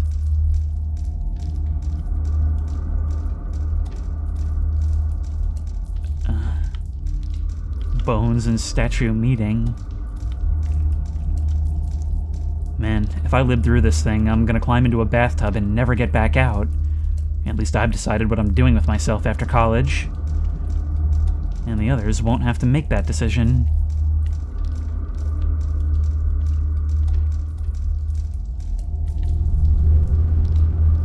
The endless void.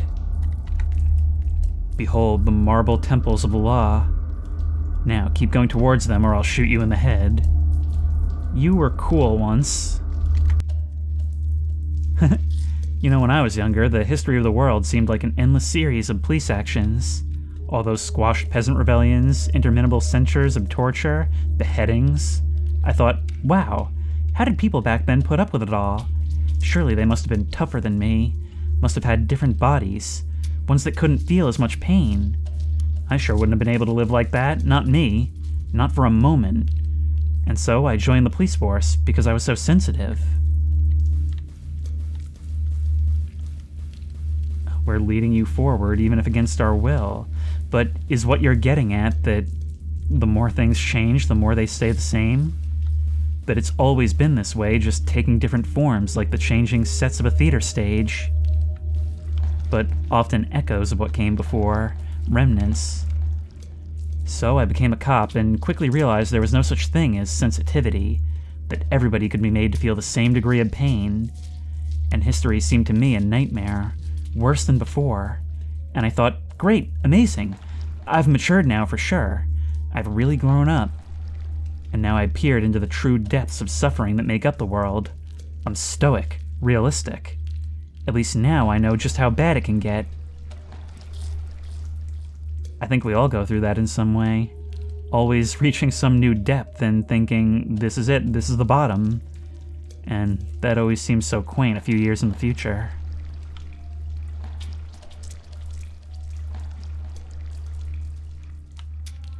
Oops. Every time I said that, I'd find out the truth was worse. Worse and worse. An ocean of blood that went down forever. And as I looked into it, I discovered the higher dimension to police work. I found out that the capacity for happiness was finite, while the capacity for misery was infinite, and that waiting in the bottomless pit of infinity was the unspeakable policeman known as God. If you wanted a universe of bottomless artificial suffering, you could have stayed home and played video games. This way I also get a pension. Thank you for the levity, because this was starting to get too relatable. Well, here we are.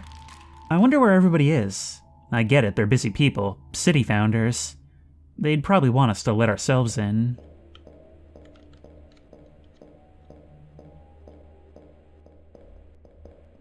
Now we're the ones being led. Please attend, please attend. You see? They're calling us up already. A grand new age of municipal cooperation is about to begin. Let's all go get the keys to the city. BB's not even with us anymore.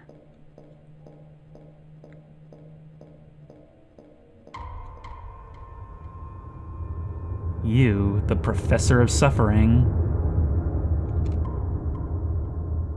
Please attend. Did you all do your reading?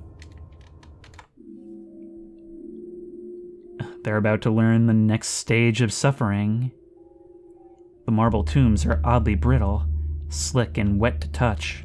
Who'd want to meet anyone who lived here? It's like walking through a tonsil stone. With any luck, that guy's too busy spieling to himself to even notice I got away. I mean, that is something to think about. I mean, think about what the earliest humans experienced, wandering as nomads, having to fight each other, dealing with wild animals and disease. Could they have ever conceived of having to bail out of a burning plane or the atom bomb? The more I see of this place, the more haphazardly it seems put together. Stately columns piled in heaps, buildings with no doors or windows. I guess it's just yield and style, but it really feels more like walking around a what?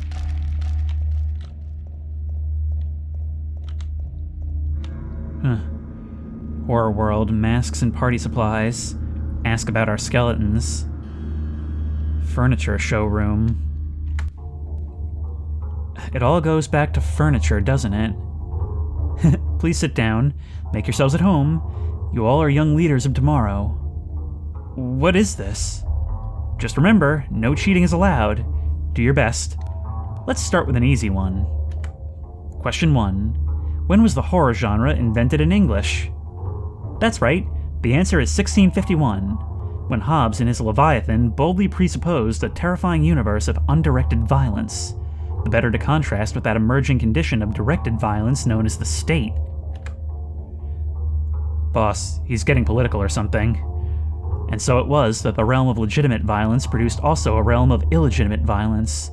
The kingdom of politics coeval with the kingdom of horror, two nations sharing a border, trading back and forth, images, ideas, a kind of power-sharing agreement in which all were to attain dual citizenship, never allowed to be certain just which nation would exert the final claim. And it worked, quite tremendously. Only, doesn't it seem unfair that the horror should always remain a silent partner? Something glimpsed in photos, documents, the imagery of editorial cartoons, only to tastefully recede into the background once again. Don't you think it's time they had their turn? And it seems they have. Shut up. Wait, is someone else?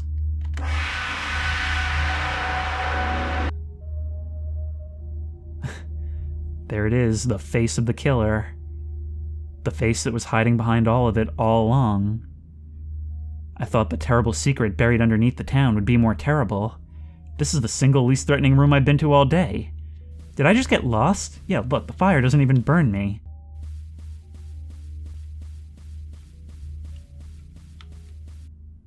A haunted house.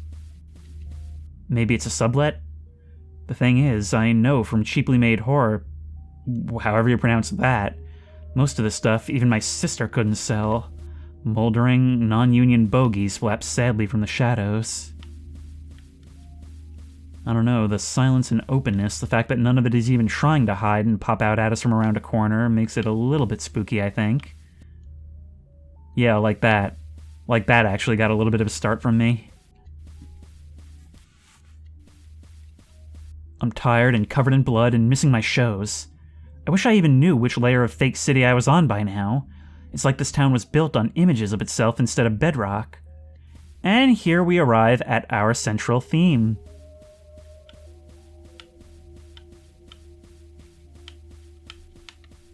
Well, I have to admit, the theming grows more inventive the further I get. The rubber mummy room gives me vague flashbacks to civics class. Is it someone's birthday or what? Look at you, misshapen, moldy figure hiding beneath the table.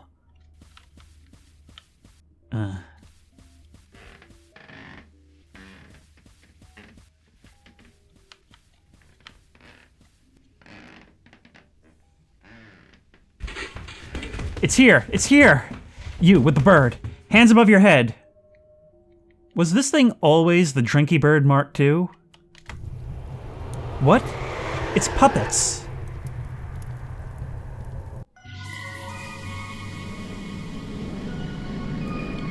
Not even the police could protect us from this violence! Strangetown number 9, special murder issue. Oh, we are doing some perspective shifts on a dime. Run. Run from whatever you're running from. Oh!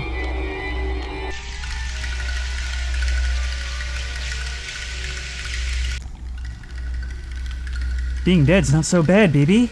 You never have to second-guess yourself, oh Marcy. To serve as raw material for the grand structure of history? Could there be a nobler aim? You all found purpose in your ends. For what is truly good must be eternal, and vice versa. It's been great for my career. I'm thinking of becoming a Vocaloid. Police action! Police action! Come back here. I have more folksy monologues. The first rule of making zines is never to talk to the police. What a callback.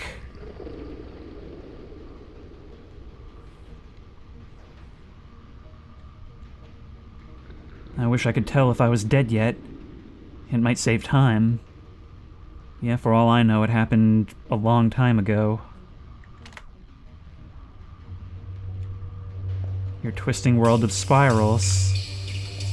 Which actually sort of makes sense now, doesn't it, with all we've learned? It's all a spiral, just repeating the same patterns in different forms over and over, but somehow getting more horrific each time. It always has to escalate to reinvent itself bigger and better than before, just like theater.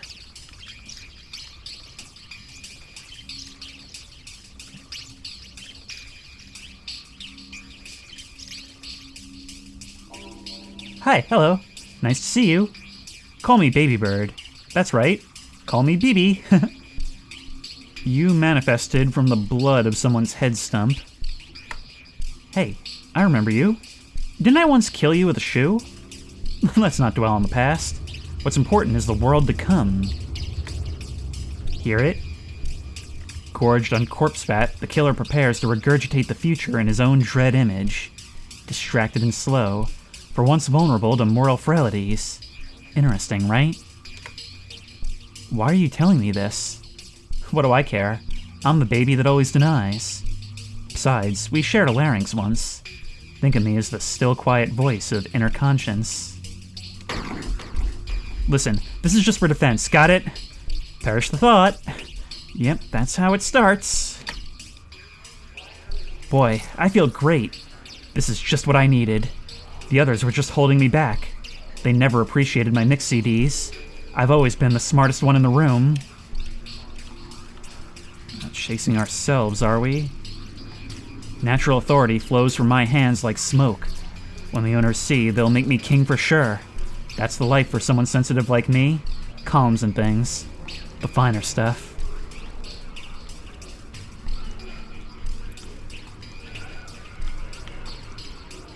I knew it. Faces from the history books. Everyone I ever looked up to. They're all here, living underground. They all know my work. They've been waiting for me here. And yet you, just another puppet in the annals of history. Watch out, watch out! I'm on the trail of a vicious killer. What? You too, mister. Better watch your back. They say that he hates cops to pieces. What am I doing? What am I doing? These guys have a higher kill count than the International Monetary Fund. Why would I think I'd be able to shoot it out? Well, it's not about shooting them all, it's about shooting the one that grabs you.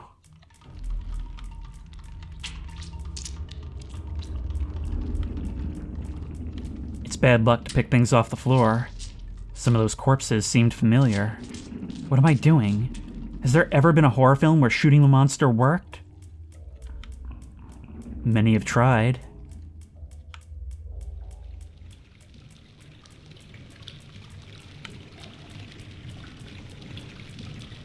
Oh, I can't even see the walls. Huh? Oh god. What are you waiting for? Shoot him already! Don't rush me, you little piece of crap! Burst the egg of the new! You shoot him if you're in such a hurry. But you're the famous murderer. I've never killed anyone, intentionally, that I know about.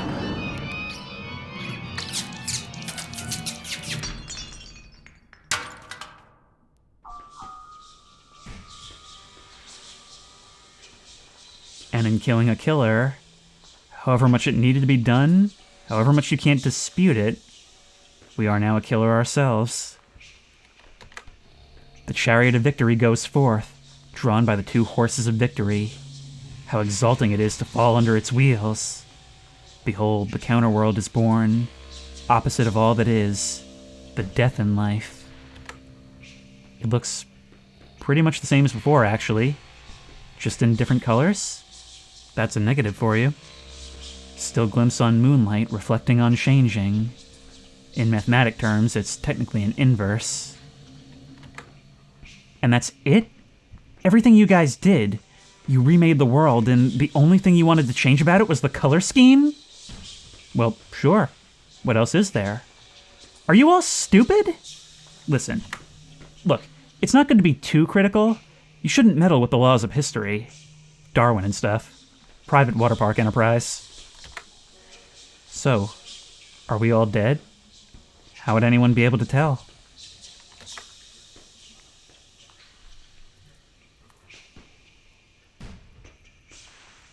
I'm not sure I can get used to being a blonde. Those would be your closing thoughts. Epilogue. How are you? I'm well. I hope you're having fun at the convention. What is a tohu? In my opinion, you picked a good weekend to get out of the city. Folks, the results are in. Please welcome the new city council. Strangleman, Miss Strangleman, Strangleman Jr., Gore Vidal, first-person shooter, Lady Monstradamus, Tsar Nicholas II, the Exquisite Corpse, Hyperchop, and returning, Director Basso. But, when you represent yourself with a mask, anyone wearing it becomes you. Basso, you're looking well. Divulge to us your skincare secrets. A life in art keeps the spirit young. Things are otherwise pretty much back to usual, or possibly more so. After that first night, the new colors seemed to fade, but maybe I just got used to them. Nobody else seems to notice that something happened, so I've been trying to keep track of all the changes in my zine. Circulation continues to drop rapidly. Tammy now a fitness center. Certain types of cereal rebranded. Sexy green M&M now wearing hood and rubber boots in promotional material. Animatronic skeleton from Judas Priest's Turbo Lover, now Secretary for the Interior. That's how it is. Second verse same as the first. Anyway, since downtown is still partly on fire, I've had to call in an arcane family favor and have been staying with Aunt and Uncle YY and our cousins in the suburbs.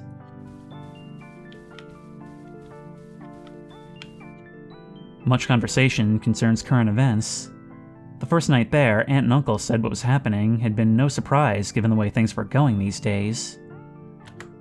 The second night, our cousins showed up to dinner wearing bird masks and said they'd gotten into a podcast which explained why everything that had been going on was good.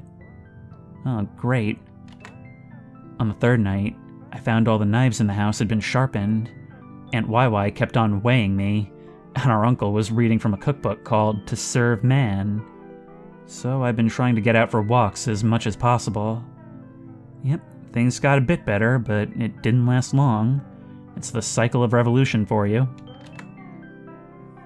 The suburbs are fine, but all the right angles throw me off. It's like living in a crossword puzzle and not being able to see any of the clues. Trying to detect a secret order in 200 streets named after trees. You know, I never noticed that, but why are so many suburban streets named after trees? Maple, oak, poplar? And so quiet and still that it's like even the houses are asleep. What do the suburbs dream about? I haven't been here long enough to say. Hopefully it's something good. So all this is concentrated in the city, but eventually it works its way to the outskirts as well. I have to say, my understanding in these last few parts is certainly a lot more cohesive than it was in the first 6. The backyards are fenced away, but at bits you can look through and glimpse some new place, open and uncertain, in the chance intersection of a wall, a roof, a vacant lot. As though still folded up inside the world, there was a different kind of negative.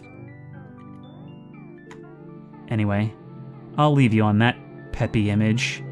Enjoy the convention and don't worry about me here. After all, the one good thing about history is that the worst of it is probably over. Sincerely, your correspondent, BB. Well, I guess that ending is up to interpretation, which itself might be a bit optimistic.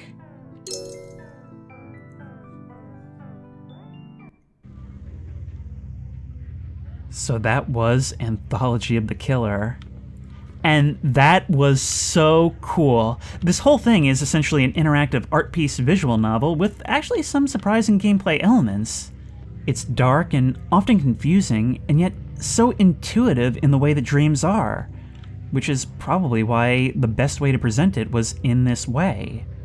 It's quirky and humorous in a way that actually seems appropriate instead of taking away from it, and in fact acts as kind of much-needed levity.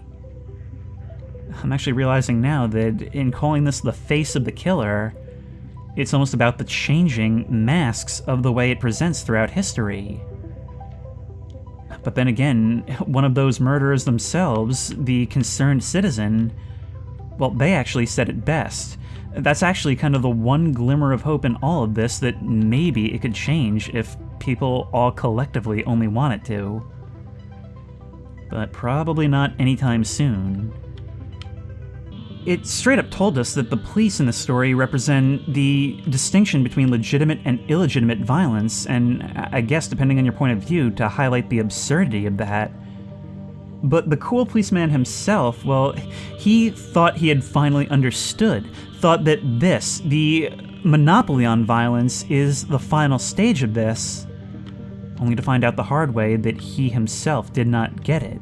That the killer, I guess, sort of represents, well, everything that draws people to do this in the first place. Just the desire to be violent, the scarcity of goods, the desire for power, and I guess the destructive force of nature itself, of entropy. In the end, it could be seen that all of this was a coping mechanism for the mortality that's inevitable. The killer is death itself, and it doesn't matter what form it takes. It doesn't have to be a knife. I tend to not like it when games are too abstract, and so something like this could easily have lost me in the earlier chapters. But its depiction of dream logic, and doing so in such an unreal way, while still being so relatable, especially by the end, and I think in large part due to the relatability of the main character, Bibi, and her dialogue, well, it's one of those ways where the humor is actually a necessary component of this game's identity. It's got very lighthearted characters and dialogue that we experience the game through. But look at this world they're in, and look at the themes that it goes into. And listen to that soundtrack, so melancholy and dark. It's such a clash, but somehow they found this sweet spot where it just works so well, allowing you to engage with these ideas by sort of numbing you to them. And it knows just where to apply the right emotions at the right times. I mean, the horror segments are genuinely scary, even while being a fairly upbeat game, because it's still got that sense of dread hanging over it, a sense of dread which only increases as we go. That fear that anything can happen and anything does. We go in the beginning to fearing who this killer is, a fear that's implanted in us by the title alone. And that fear just expands over time to the people around us, to the institutions that govern us, to history itself. Just one long, bloody tunnel full of killers and victims, and often with the killers eventually becoming victims themselves. Don't think I've forgotten, though, there were bonus tunnels. So let's have a look at what's going on down here. Hello?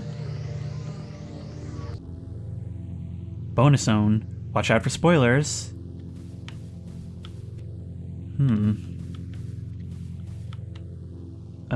Music zone. That is so cool! We can play any of the soundtracks right here. All tracks by Tommy Tone, and there's a link to their Bandcamp site. That is great, because I loved the soundtrack of this. I was drawn in from the very beginning when we first launched the game in that alleyway. In a game that's so vibes-based, of course, it is very important to have a soundtrack that matches.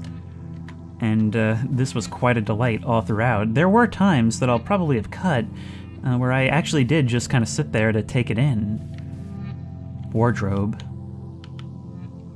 We can select any number of the character models in game. Look, they're all here. That's so cool. It's like choosing our skin in Batman. I hadn't realized how many forms Bibi had appeared in. Tell you what, she liked her party dress. Why don't we use that?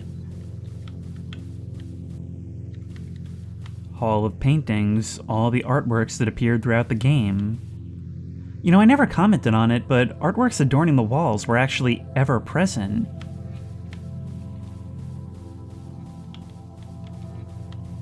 BB. Outside the major capitals, you must construct a subculture identity from whatever comes to hand. A chance encounter with the BB Buell version of My Little Red Book caused BB to change her name and become New Wave, despite never being able to figure out exactly what it was that this entailed. Zines and polka dots seem to be involved somehow. Has an exaggerated sense of XX City as a cultural backwater, despite the area's many fine gift shops and crematoriums, so the game itself is calling her a hipster. Many people on first encounter read her as some kind of talking bipedal mouse, which is perhaps an unconscious exercise in mimic camouflage. Wow, this is literally called the Hall of Guys. Zizi, BB's eldest sister. Her irregular sleep patterns seem to grant mysterious insight into the nature of the free market, giving her an uncanny ability to correctly price whatever clutter the two can steal from the neighboring empty apartments. As the oldest, her tastes run towards the monumental over the scrappy. Rather than zines, she spent the last several years tinkering with a 1,000-page novel she ominously describes as the Mason-Dixon of Tohu fanfic. But is the world ready? Well, I don't know if I have time for all of these, as I've already been recording for a couple hours, but there are certainly a few that I want this game's take on. The Killer. Mechanical drinky bird possessed by an evil metaphor for history. Well, there it is right there. The Killer does not seem to think or perceive in any way we'd recognize, guided instead by mysterious Clystean intuition. Its goals remain unknown. Originally created as a mascot for the theater group and modeled after a mysterious recurring bird-headed entity in the work of Alfred Kubin. In this way, the Killer can be described as a kind of vengeful symbolist, equivalent to Mr. Met, although probably not out loud. Professor Zhu.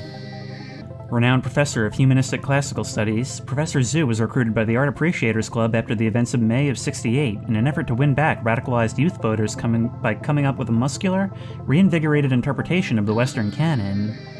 Gathering his postgrads in a secluded research building, the group was soon so caught up in their findings that they didn't notice the disappearance of their enemies, or their funding, or that the building was being slowly absorbed by a discount clothing outlet, itself replaced by an apartment block. His personal life is unknown. He didn't leave the house enough. Tammy. The human girl Tammy Kay's last sighting was on a school trip to a distant lake. While there, she was sewn something, or murdered by the killer. The translation is unclear, and has since haunted the world as an emissary from the sunken future she refers to as Economy 2. Tammy is said to spawn from unattended bodies of still water, like undrained pools and neglected office water coolers. And so ever more of the warehouses outside the city are becoming Tammy. They say it's great. Won't you try? Hall of single-use BB animations. Oh my! You know, a big part of what makes this game so, I guess, enjoyable to go through is not just her dialogue, but also just how expressive she is. There's a lot going on in this very simple artwork, but I guess in places like this we see that it's anything but simple. Hall of selected sound effects. Confirm jingle. Yeah! Huh, even sources them. Hi, I just heard. It's not George.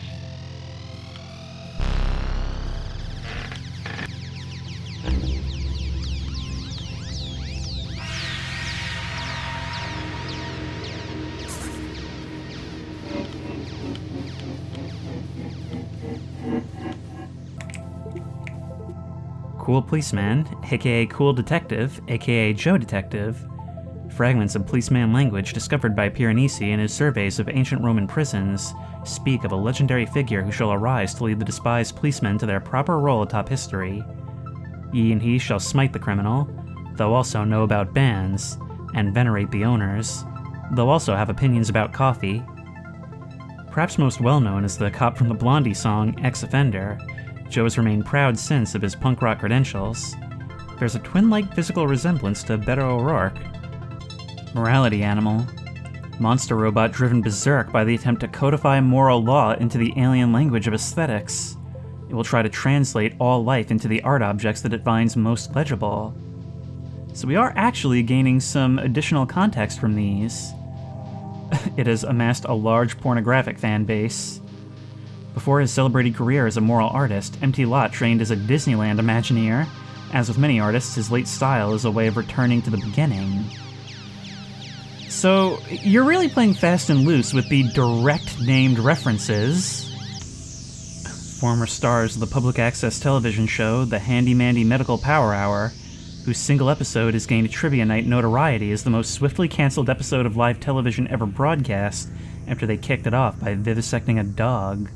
Their last words on air were, "Next we put him back together again." While hiding out in Rivertown for varied medical crimes, they came across the writings of the concerned citizen and were deeply moved by his anti-murderer vision, despite themselves having a kill count in the high 20s. Somehow it never came up, and everyone got on well together. Hall of Unity store assets. Magic Mirror Light, Jeff Johnson. Water effects fit for low poly style.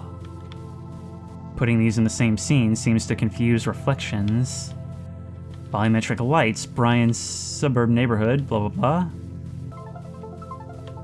Hall of mob characters. Oh, and there were many. Actually, I didn't comment on it in the moment, but there actually are just like such a huge cast of background characters everywhere. I mean, these rooms feel truly packed. But I guess the cutout style sort of works with that. You always feel like you're just kind of slipping in amongst them. Carolina Basso had a vision of a vast, syncretic theatrical work that would encompass the entirety of the Western canon. A work so ambitious would require a formidable degree of institutional realpolitik to shepherd to completion. And so a long and bloody career in the arts began. First to appear in public as a PA to renowned poet and hand puppet John Beats. Basso's exclusive access to the city owners was fiercely held, but there's always someone younger and hungrier coming down the stairs.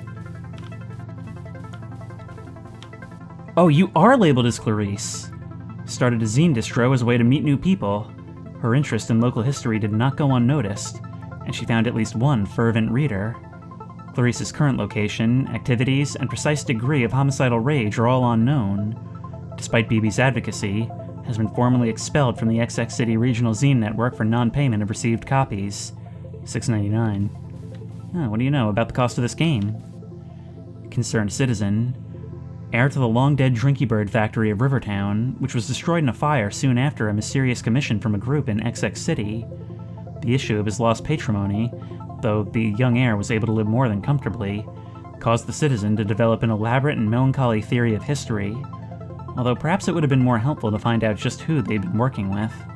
Scarred with burns, he keeps his face under a hood out of a sense of civic responsibility, that nobody should have to look at unsettling things. Mappy. In order to sustain their endless play, agents of the Immersive Theater regularly conduct raids on the city libraries and thrift stores for fresh textual material to include inside the opus. In the course of all thus syncretism, sometimes wires can be crossed.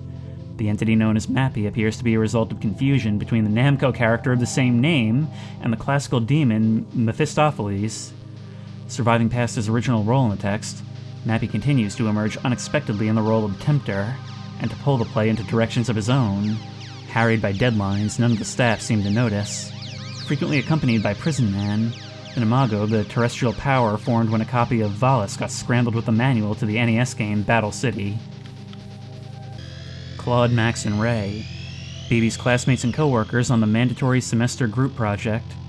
Despite their dissimilar artistic tastes, the three seemed drawn by unconscious instinct into the archetypal art school triad of nerd, hunk, and juvenile delinquent. All three are fascinated by BB's sister Zizi, who they picture as a worldly and glamorous older woman, prone to taking broke students out to restaurants and buying them expensive gifts. BB's role in the cultivation of these rumors is emphatically denied. Mr. President. In the 1950s, a European emigre to California wrote a book called Gidget about the neighboring surf culture. The popularity of the Sandra Dee movie led to a nationwide surf craze and several popular bands based on the aesthetic, but sometimes the phenomenon looks back. The origins and early purpose of the surf cult, Negative Way, also known as the Hot Dog Gang for their preferred beachfront food item, are unknown. in part because the leading members seemed to disappear overnight. Those that remained steered the organization in a more liberal, Habermasian direction, as the New Age outfit Positive Way. Based on the response of their emissary, there is some evidence that the original members were not amused. Well, a lot of this is about original ideas being telephoned into something unrecognizable.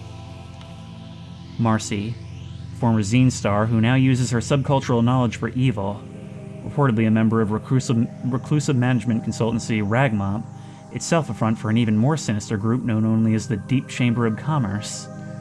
Marcy has long been assumed dead by her old colleagues in the zine subculture, despite continuing to make well-compensated motivational guest lectures every year at Goldman Sachs.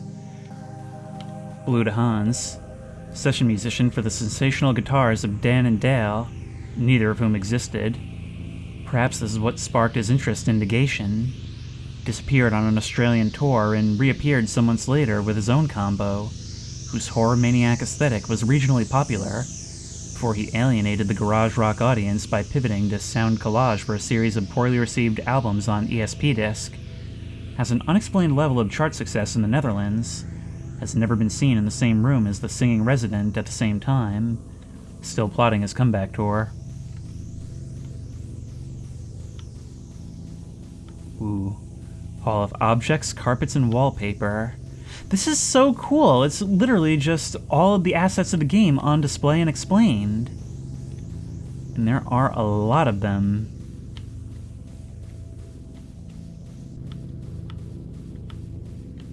Hall of Influences. Oh, look at this.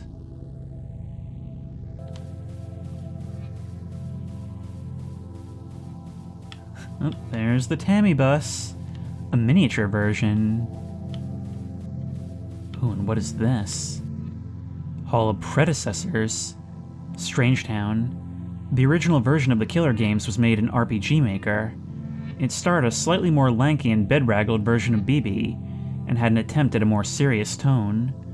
I wanted to release some of these under a different name to get used to the requirements of straight narrative, but would always flounder at the point where the horror was meant to start and then abandon the game. Here's some footage of as far as I got with this first version. You can see that a lot of the jokes were reused for later games.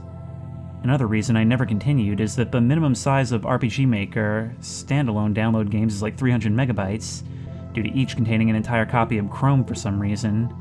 The future sure is incredible. Oh, look at this.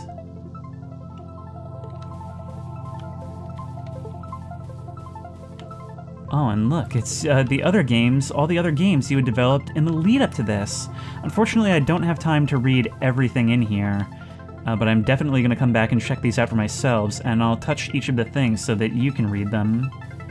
But I do highly recommend paying. It's only a few dollars for this game, and if you're into this stuff, I highly recommend you try it out for yourself. Of course, the link will be in the description.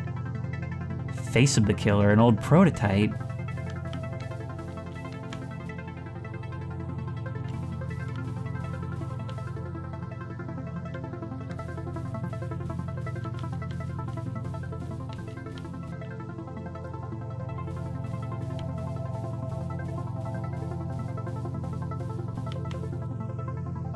Physical media. Thanketh you for playing. Thank you so much for making.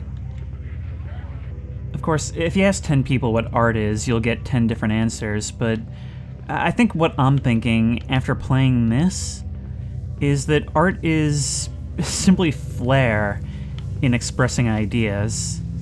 Something like this could have been an essay, but instead it's presented in this abstract, dreamlike fashion, with just enough to guide us so that our mind doesn't wander too far, and so we understand these things more intuitively and come away with a much deeper connection to the material than if it had simply been dry text. If anything, it's kind of like when our vision of the new and popular BB was beamed straight into the heads of our friends. That's what this is. It's the thoughts of the creator beamed into us, only with quite a bit more effort in the process. But if you like this video, please remember to like, comment, and subscribe for more creepy and comfy content.